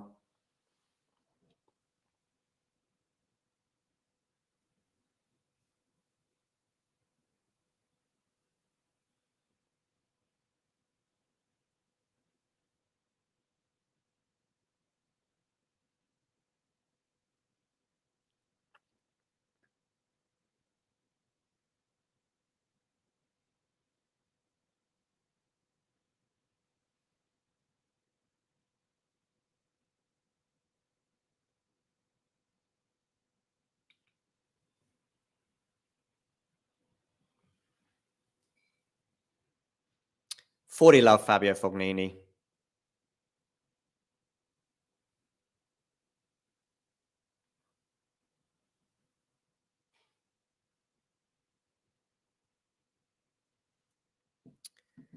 Points won on serve in this third set. 15 out of 16, Fabio Fognini. He's only lost 1 point. That's an insane stat.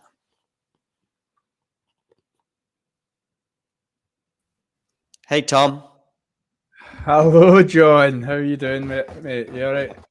No problem. Fingers crossed your internet can hold for 5 or 10 minutes. It's fully back on. The end of this. Oh, great. Yeah. So sorry about that. Sorry about that, anyone watching. No problem at all. If you can just see us through these last game or two, of course, we've got Andy Murray now serving at 3. Oh, camera's gone off now. Oh, and you're back. I can see you've got a new shirt on as well. What's that shirt, Tom? Can't hear you right now. I don't know if your microphone's off. Ah, you're back. Can you hear me? Yeah, I can't hear you, Tom. Okay, Andy Murray's serving at 3-5. You can hear me, but I can't hear you, Tom. Sorry. Andy Murray's serving to the forehand now of Fognini. Fognini goes long on that forehand, I believe, so it's 15 love. I can see your microphone is on, Tom, but don't hear anything. So, Andy Murray.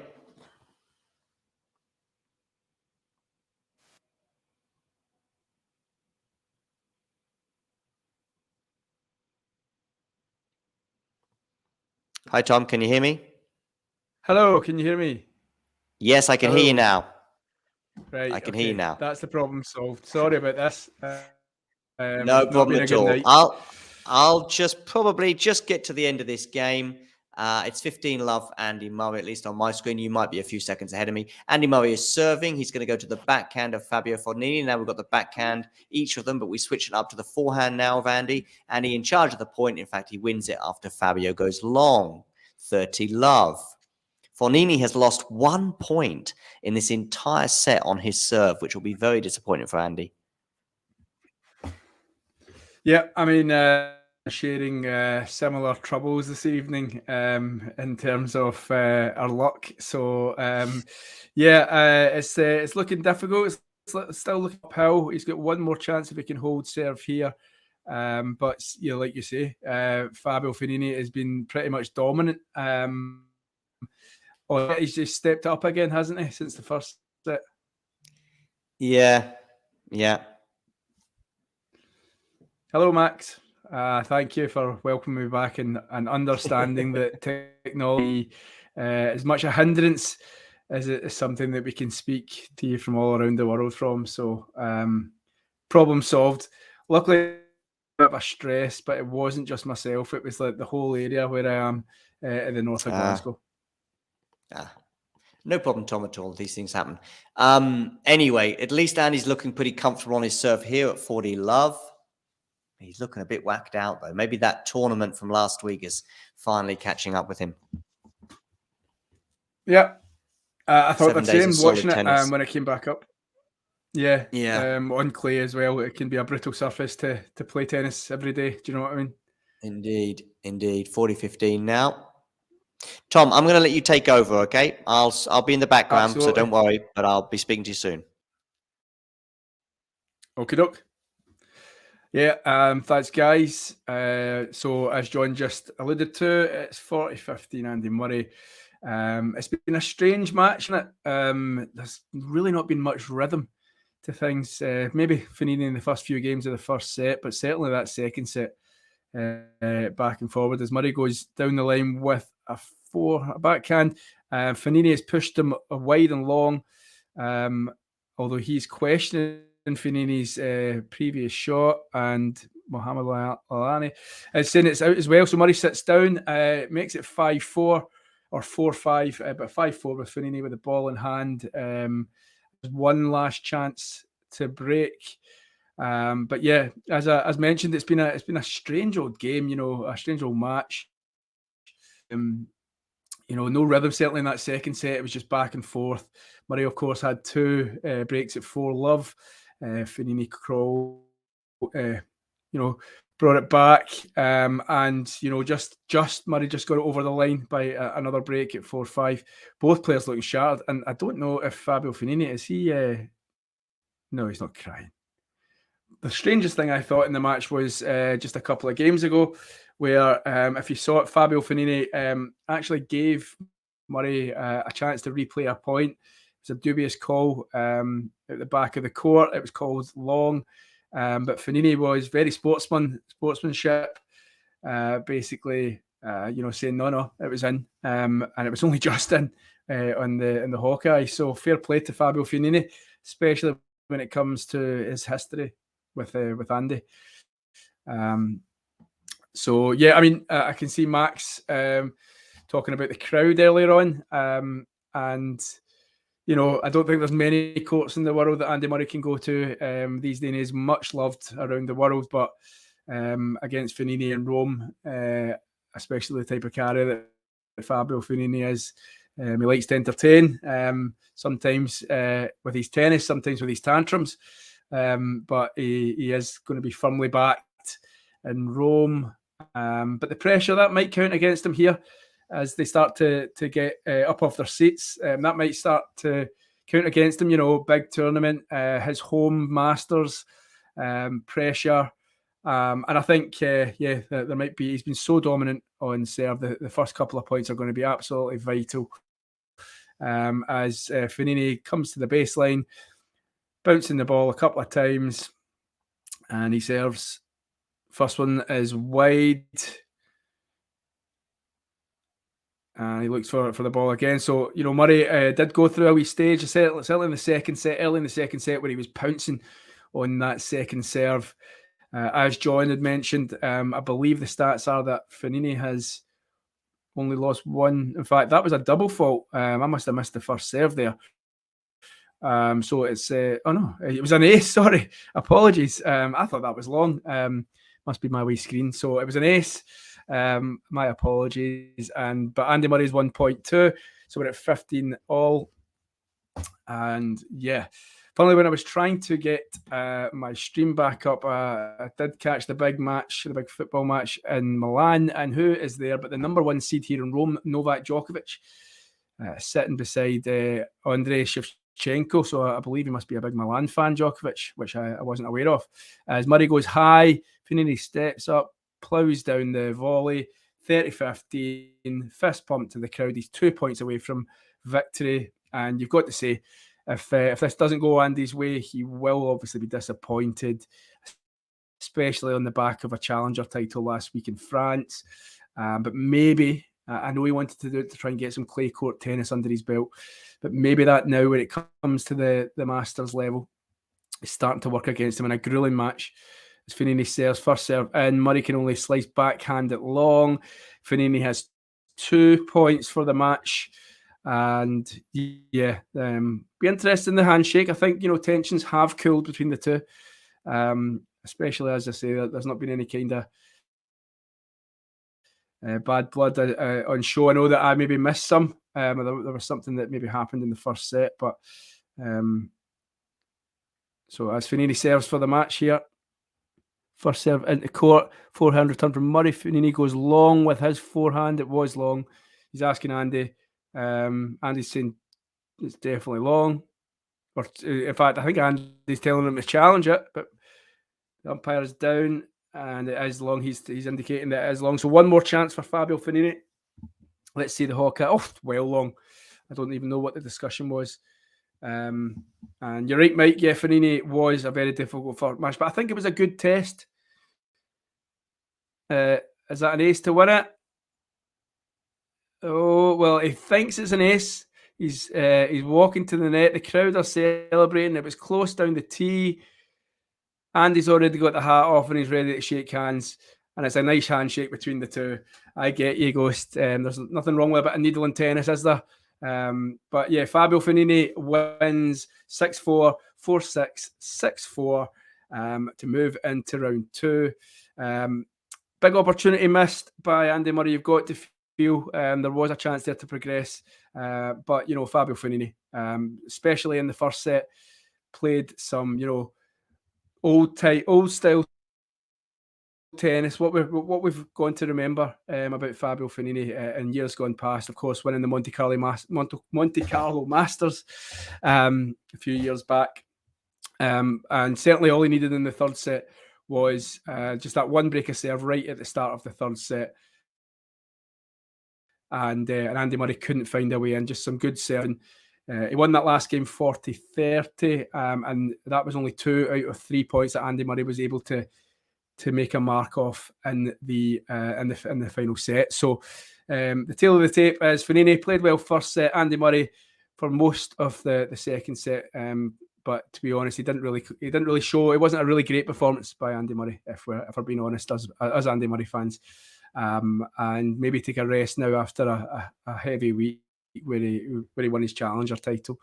As mentioned in the comments before, guys, I know it's been a bit of a stop-start here, certainly from myself. I know that John and the guys, Claire, etc., took you through parts of the match. But yeah, if you guys, there'll be more to come, getting bigger and better.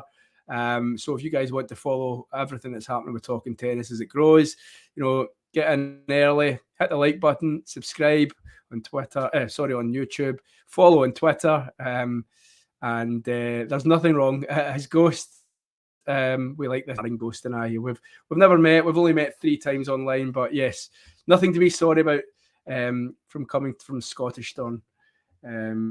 It's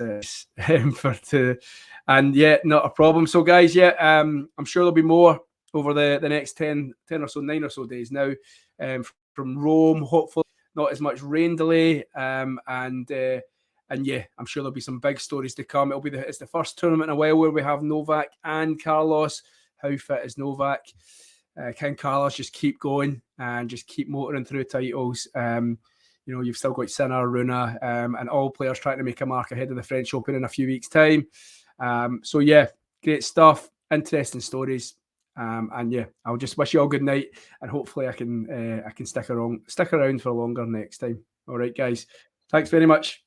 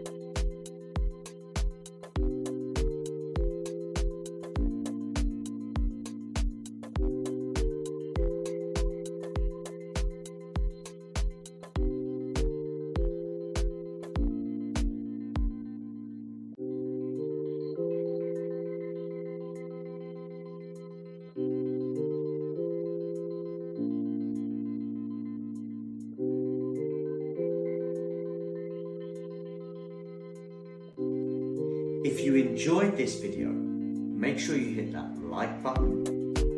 Don't forget to subscribe and click that notification bell so you don't miss out on all things tennis.